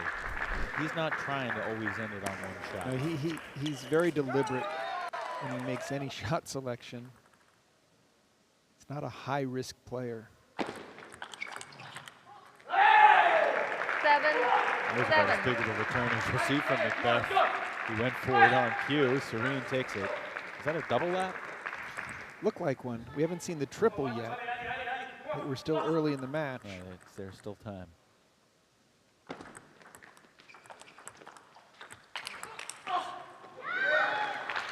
Eight, 7. Macbeth again just really taking his time, playing the angles.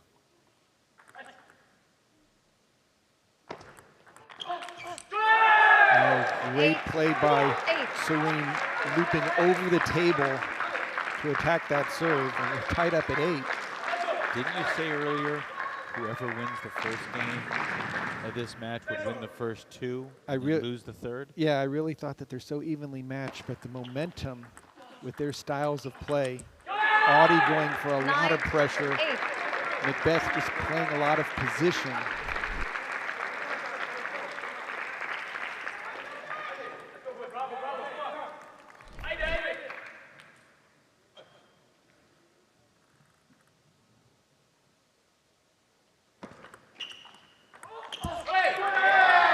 Tried the over-the-table loop. Really have to get into the table in order to make that forehand work. Tough to go inside out from that angle. Serene jumped out 5-1. Macbeth tied it 5s and 6s. Now 9-all. And Macbeth takes the lead at 10-9. You can just see the safe short serve with the forehand. Serene trying to go for the quick offensive shot. Nets it and is down game point.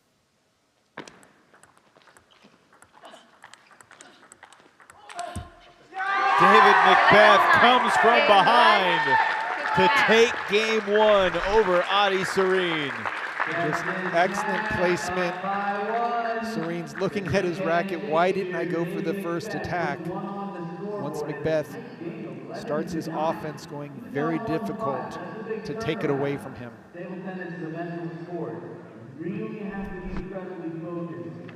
So that gives the Texas Smash the 1-point lead overall. We didn't talk about that at the start of the match, but Rebete's win made it 6-all. So this singles match quite literally determines who will have the edge going into the Golden Game. But knowing how close the Golden Game will be, that one team doesn't have a huge 5-0 lead. Did Macbeth take this, or did Serene give that away? Serene made the decision who was going to win the game by going for it. Just weak flip at the 9-9 ball, and then Macbeth got his attack going, so a little bit of Time. both, but at the same time, I think Macbeth is going to be a little bit more offensive-minded. I don't think he's going to play safe, even though he's got one game under his belt. Adi has played certainly beyond his years when you think about what he's done recently. He's the youngest player ever to win gold in Australian men's Game singles 2. at Matches served. 15 years 0, old, less than 15 0. and a half. And he won gold in singles and mixed doubles, Oceania Table Tennis Championships. Just before the start of the MLTT season. Adi getting a little bit hot right now, as in negative hot. He was not happy with how that first point went. 1, 1. Not a lap going here. Didn't he tell us in Santa Cruz that he hates running? Yeah.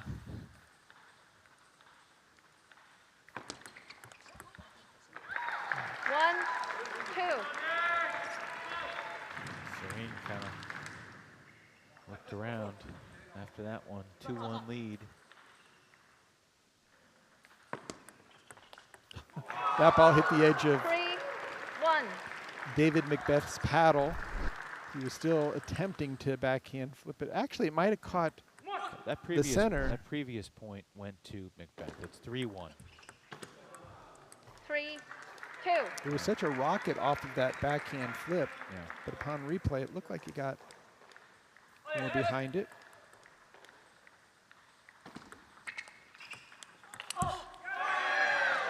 Two, 4.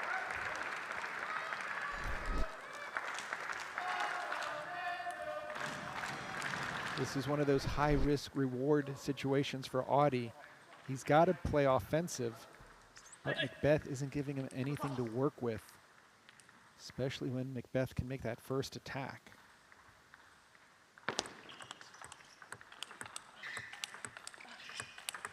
That's a winner for Macbeth.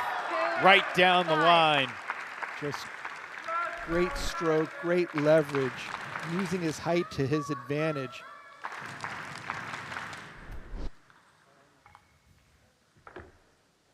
Timeout, Seattle. With Serene Timeout. trailing 5-2 here in game 2. Definitely a make or break point or set of points right here. Macbeth has completely found his range, his rhythm. Serene's kind of in between tactics. Should he go offensive? Should he keep it on the table? Yeah, I mean, the last 21 points, Macbeth's won 15 of them. That's decisive. Happy birthday to you. Happy birthday to you. But Macbeth has done everything right. So once he gets that first attack going, again, there's no crazy strokes. Just keeps the pressure on, creates space between him and the ball. Great loop down the line. Absolutely no way that Serene can put any pressure on him from the backcourt. You are a good example to many, giving on your birthday, not just receiving. That's really cool. All right, back in the timeout. We've got Adi Serene. Time. David Bell, protect this match. Here we go. What do you think Luba's 5. message was during the timeout? Really, just keep playing your game. You can't go do something else. Audi plays good when he's attacking. He just can't go 5, crazy, 3. take big swings when the shot's not there.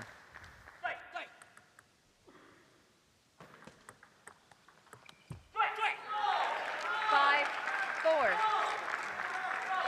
Don't see Macbeth serve that often up to the forehand side like that. And I can hear Nikhil Kumar just encouraging Audi to go, go, go. Whoa!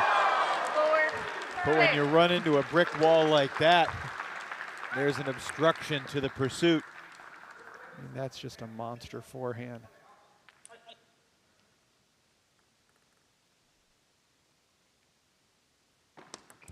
Next. 4, 6.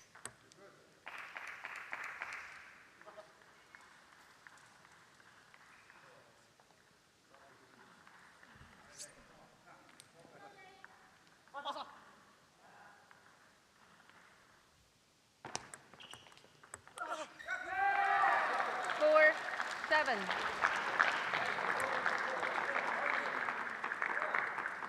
Macbeth creeping closer to a 2-0 lead.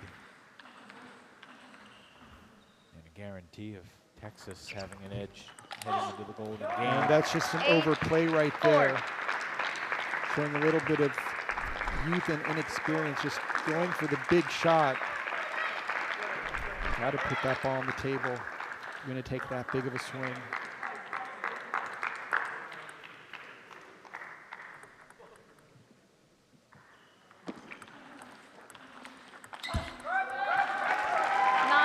This one's getting away from him, Sean. And again, it's just the consistent structure of Macbeth.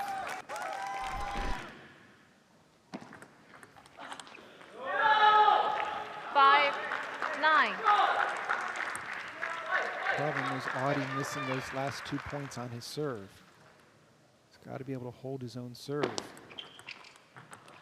And that's so smart. Macbeth 5, sees 10. that the ball's coming off the end of the table on the serve, just spins it up.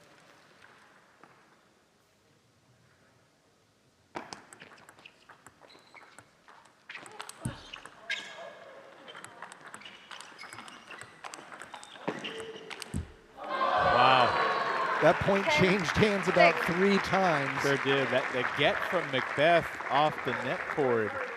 He was basically all the way over to the side of the table to get that ball back and then recover and stay in the point. And David Macbeth with an emphatic finish to game 2. 11-6 for the Brit. And a 2-0 lead for the Texas Smash here in this 4th singles match. And this is where a 3-point lead going into the Golden Game could make a difference, especially depending on the order of play.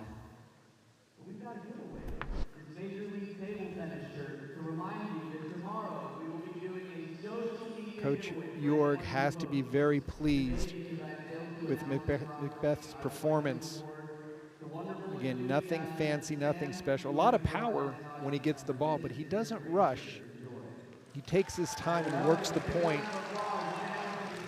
Some of these combos have just been amazing.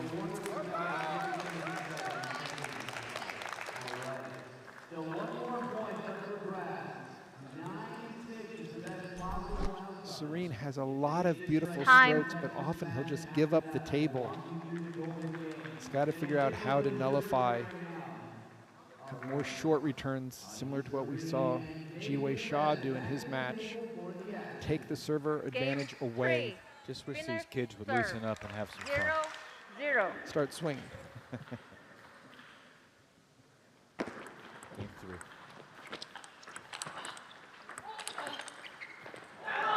Sean, earlier today you predicted that in this match, whoever won the first game would also win game 2, and then the other player would win game 3. Do you still feel that way? Really do, just because Audie knows he needs it for his team. They don't want to start down 0-3.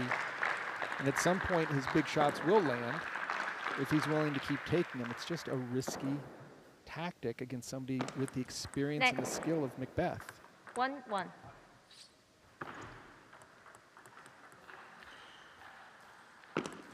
Net. It's going to be interesting to see the matchups in the Golden Game. Particularly who's matched up with Nikhil Kumar. 2. He outscored his opponent 33-11 in singles. There's a decent chance it's going to be Macbeth. Yeah, I really think there's a high probability, because I can't imagine Texas. And Seattle's going to pick first, and you got to imagine Nikhil will be either in the first or the second spot. You know, if it's Net. If it's a 1-0 deficit, I think you put Nikhil in that spot. If it's a 3-0 deficit, you may want to save him for the 2 spot. I think that's a really wise decision. Because he would only play 1 point at the start of the Golden Game. And right now, Macbeth overplaying a couple backhands, catching the top of the net.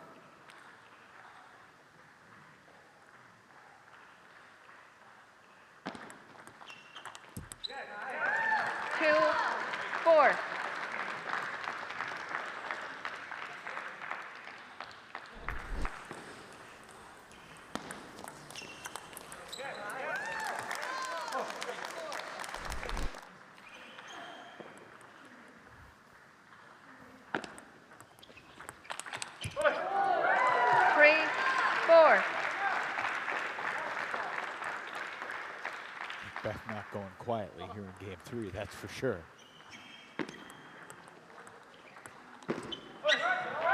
And just a lot of errors from Audie Serene.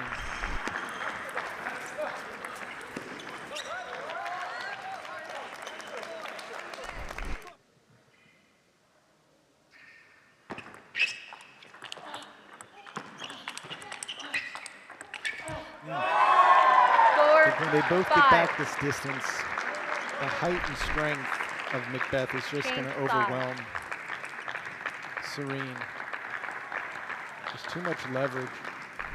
And there's a significant size disparity between these two guys.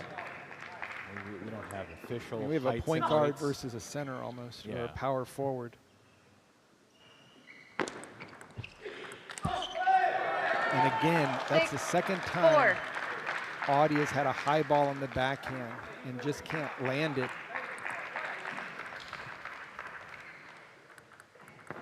That's probably 6'3". 6'5".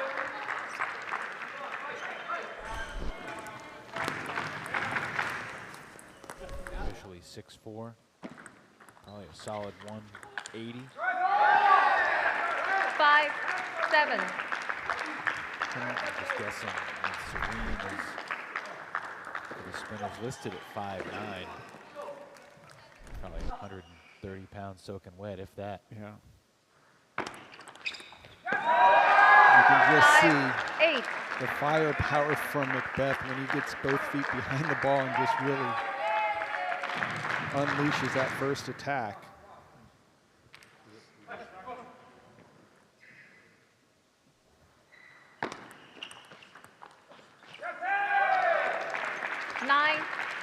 If this finishes the way it looks like it's gonna, it'll be very interesting to see how Audie Serene responds both in the Golden Game and tomorrow. Because this 15-year-old wonderkind, who really played well in Santa Cruz, went 5-4 in singles.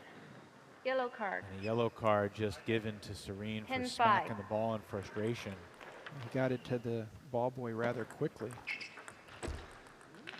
6. Now look, I mean, he's used to winning. And this is adversity that he hasn't faced. About to lose 3-0 on back-to-back days. MLTT singles.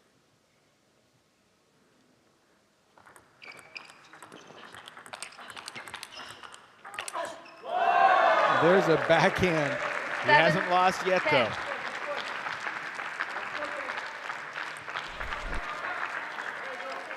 Audie going for broke.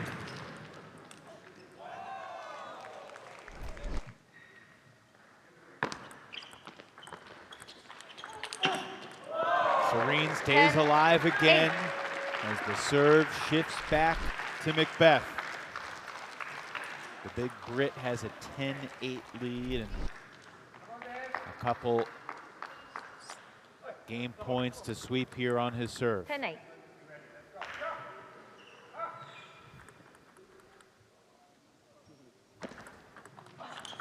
That'll do it. 11-8. 3 straight for And David match. Macbeth. Match. 11-9, 11-6, and 11-8. And it's a 3-0 lead for Texas heading into the Golden Game with a 9-6 advantage through the singles and the doubles, which creates added intrigue because what does Luba Sadovska do? Does she go with Nikhil Kumar in that one position with just the 1 point, or does she save him for the 2 spot? She has to pick her first player first. I would say go for Audie in the first. Follow up with Kumar, get Omatalia in there quickly, and then maybe Andrew Sal followed by Fabiola Diaz. See how the matchups sort out.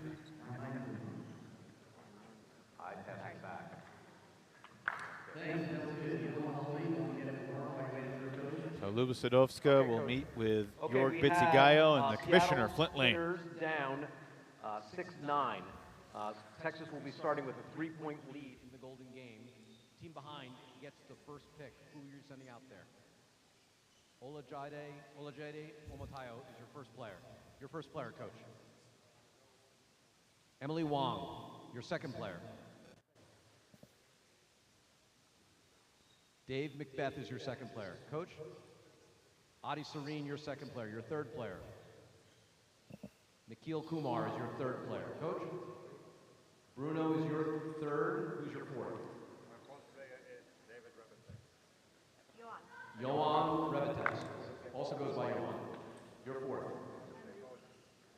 Andrew Sav is your fourth, and your fifth will be Fabiola, making your fifth Emily. Good luck, coaches. I'm sorry. My fifth is Darryl. Apologize. Good luck. Well, this is historic because that's the first time I've ever seen a handshake from the coaches before the Golden. Well, yeah, I mean, certainly not what we expected. So it's a 3-0 lead for Texas. Emily will play the first point against Olajide Omotayo, excuse me.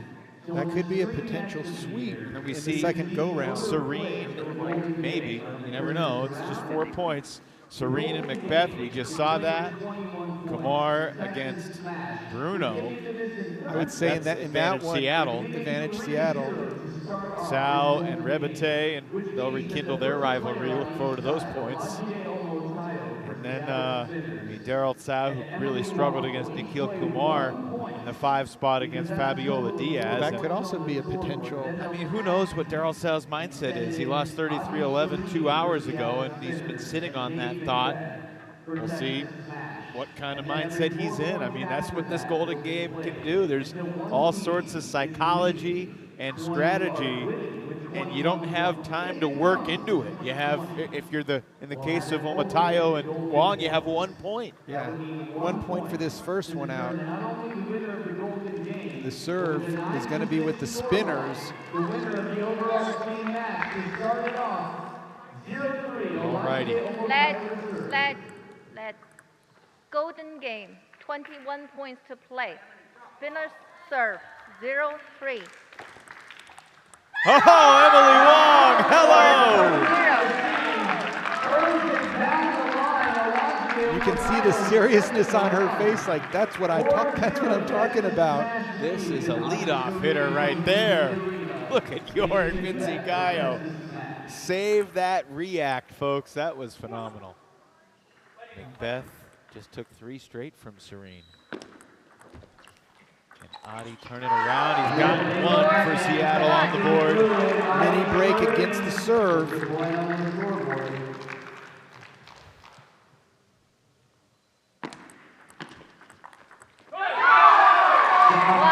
Macbeth so good in the short game.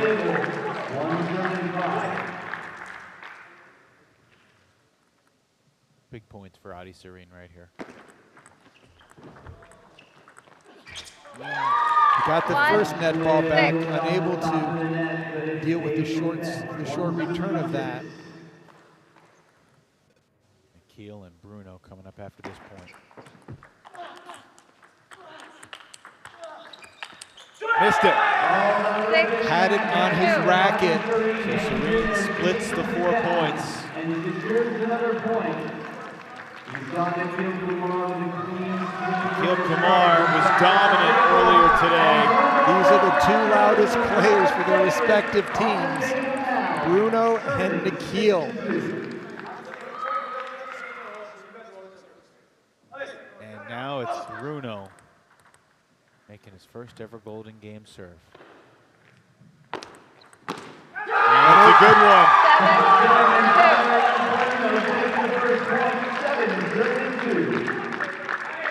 Bruno continues being on a tear.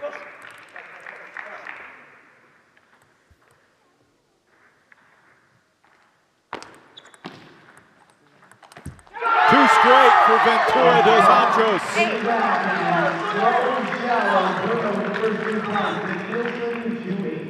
He has been waiting for this moment his whole life.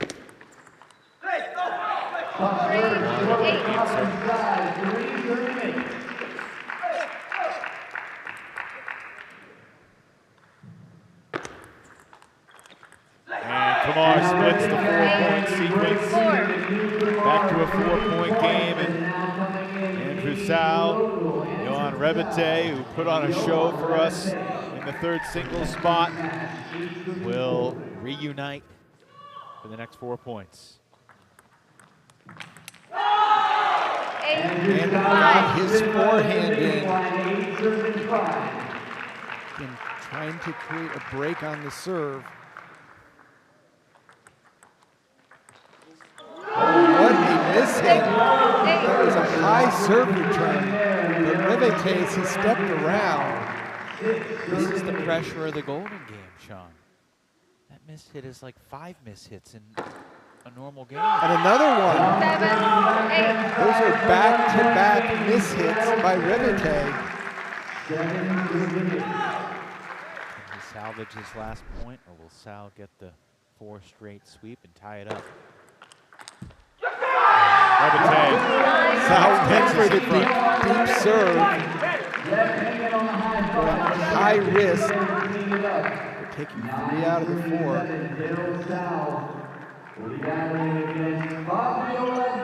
Daryl Sau and Fabiola Diaz to the table. Diaz only played doubles. Sau got shellacked in singles. Got his forehand in. Diaz tried to take as much pace off the serve. Couldn't keep it low.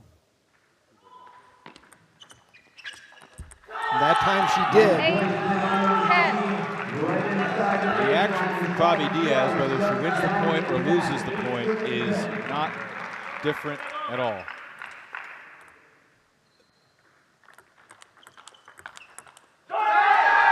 She does not want to get into a forehand-to-forehand counter-attacking rally. She wants to get her backhand into play.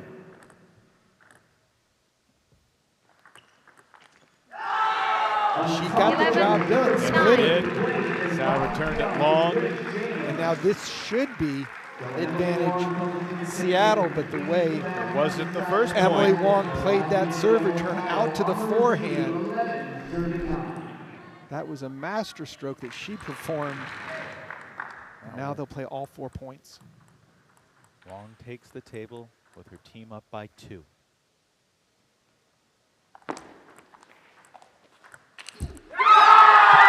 Smart play.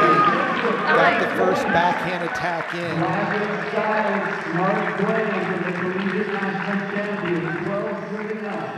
A couple of 28-year-olds tangling here.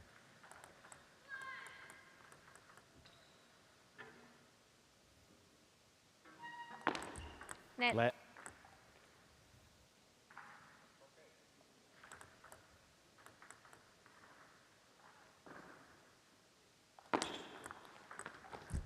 Great serve return. 12. Mateo dropping it back short to the forehand.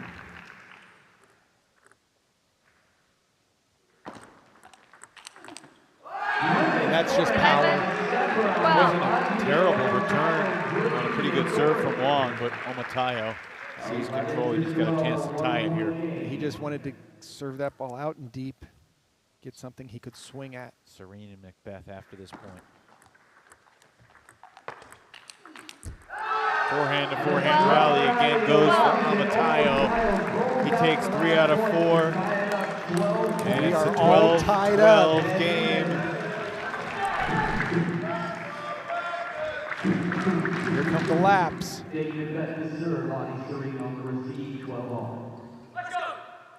Macbeth serving to Serene. Wow. Serene cannot push the ball deep to Macbeth's backhand and not expect a solid attack.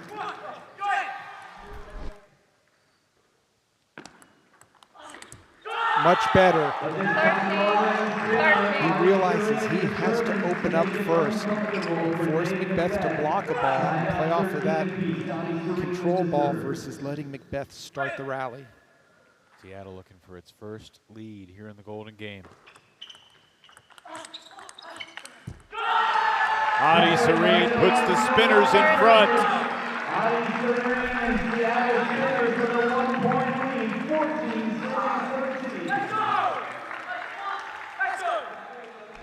We say the grand finale to every match, we mean it. And a service 14, error. 14. Oh, the drama. 14 all. And here we have the two loudest players for their respective teams once again. These will be the final 4 points that each of these guys are going to play here tonight. They split 2-2 last time. Service error from Bruno. And he hands it right back after Audie does the same. Oh, what a shot! He stepped around to his backhand, Sean. Got a high ball to the forehand. Take it inside out with the backhand. And Kumar sends it long. Bruno has more than held his own against the two-time reigning U.S. national champion. 2-2 split again. It's 16 all as Rebete and Sao retake the table. The powerful forehand versus the silky smooth Rebete. If we get to 2020, it'll be Omatayo and Wang that'll decide this thing. Andrew Zhao with a wonderful drop shot off the serve.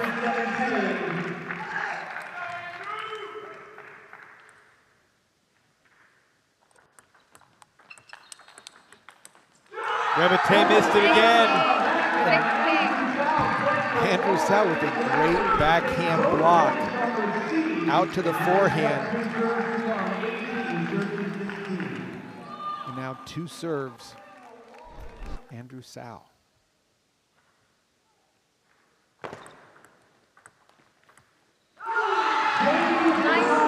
Well, Andrew Zhao is going to put Fabiola Diaz in an enviable position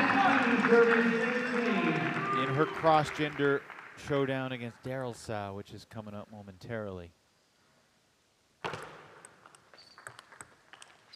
To sweep 4 straight for the Spinners, and Andrew Zhao has Seattle in position.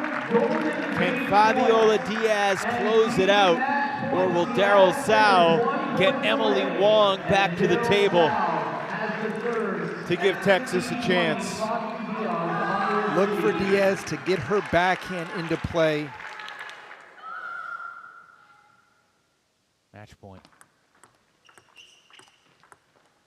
It's over! Fabiola Diaz finishes the night for the Seattle Spinners.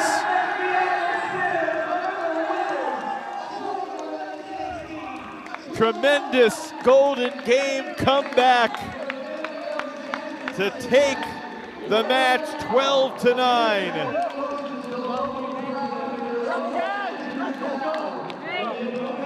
That was spectacular. It just seemed in the Golden Game, the Spinners raised their level up one more from singles play. Andrew Zhao, 4 big points. Great performance. Andrew Zhao created the separation, and Fabi Diaz closes it out. Luba Sadovska, your team just scored the final 5 points to finish it off. How's their heart rate right now? Did you see me? I was pumping my left side. It was my heart is beating really fast. I'm glad I'm an athlete.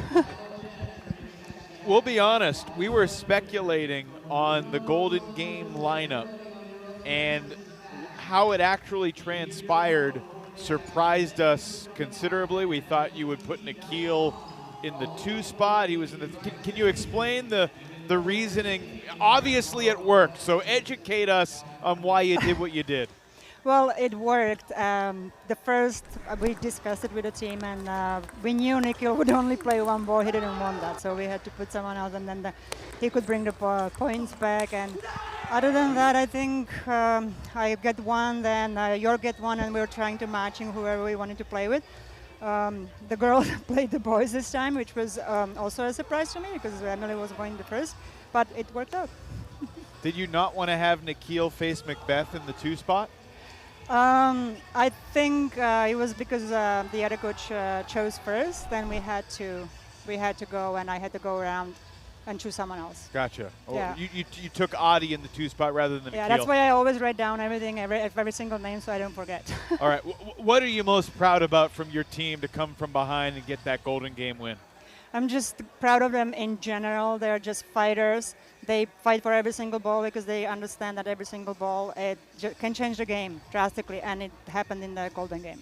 So never give up, and stay focused and stay calm, even though the heart was pumping with everyone. But what else? I don't know. They're just a great team. I'm very proud of them. They're making me very proud.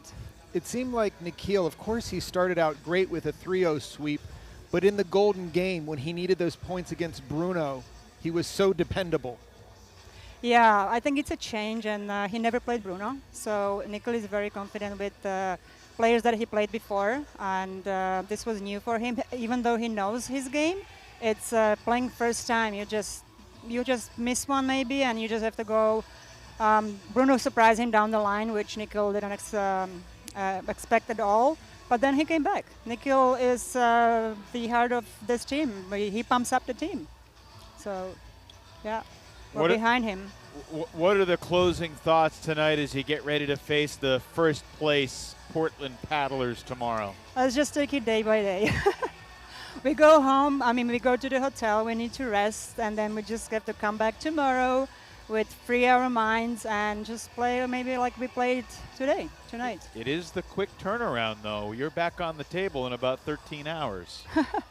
Yeah, I'll make sure that they go to bed early. So we'll let you go and get your rest. Congrats. Thank you. What a match. We'll see you tomorrow, Luba. Thank you.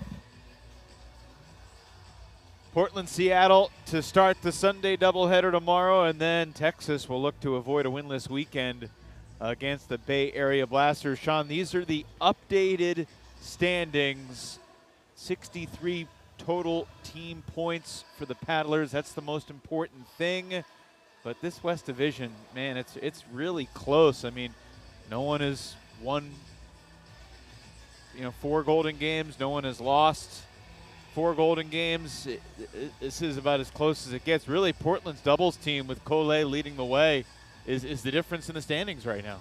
Yeah, no, Portland has to feel good where they are, but at the same time, every match, whether winning or losing, it is such a nail-biter. It's just, I love the Golden Game because even if a team does lose, it's going to be tight, even with a 5-point spot. Yeah, coming into today, teams that had a lead entering the Golden Game were 15-5. We had 2 teams come from behind in the Golden Game today. So that's now 15-7 in MLTT history for teams' records in Golden Games when they have the lead going into it. The Portland Paddlers had the 8-7 lead going into the Golden Game, but the Blasters bettered them to win it 13-8. And similarly, Seattle was down 9-6, but just like the Bay Area Blasters, they won the Golden Game 21-16, closing with a fury, and they get the 12-9 overall win. Quick final thought on the night, Sean. Just great play by the junior team members. Yeah, a lot of young talent, and the big points were huge. You can't say enough about what Andrew Sau did coming back against Rebete the way he did after losing 2 out of 3. A thrilling night here in Katy, Texas. Hope you'll join us tomorrow, noon Eastern, 11 Central, as we wrap up this West Division weekend here in Texas. For Sean O'Neill and our entire crew, Evan Lepler saying good night from the Merrill Center. We will see you tomorrow.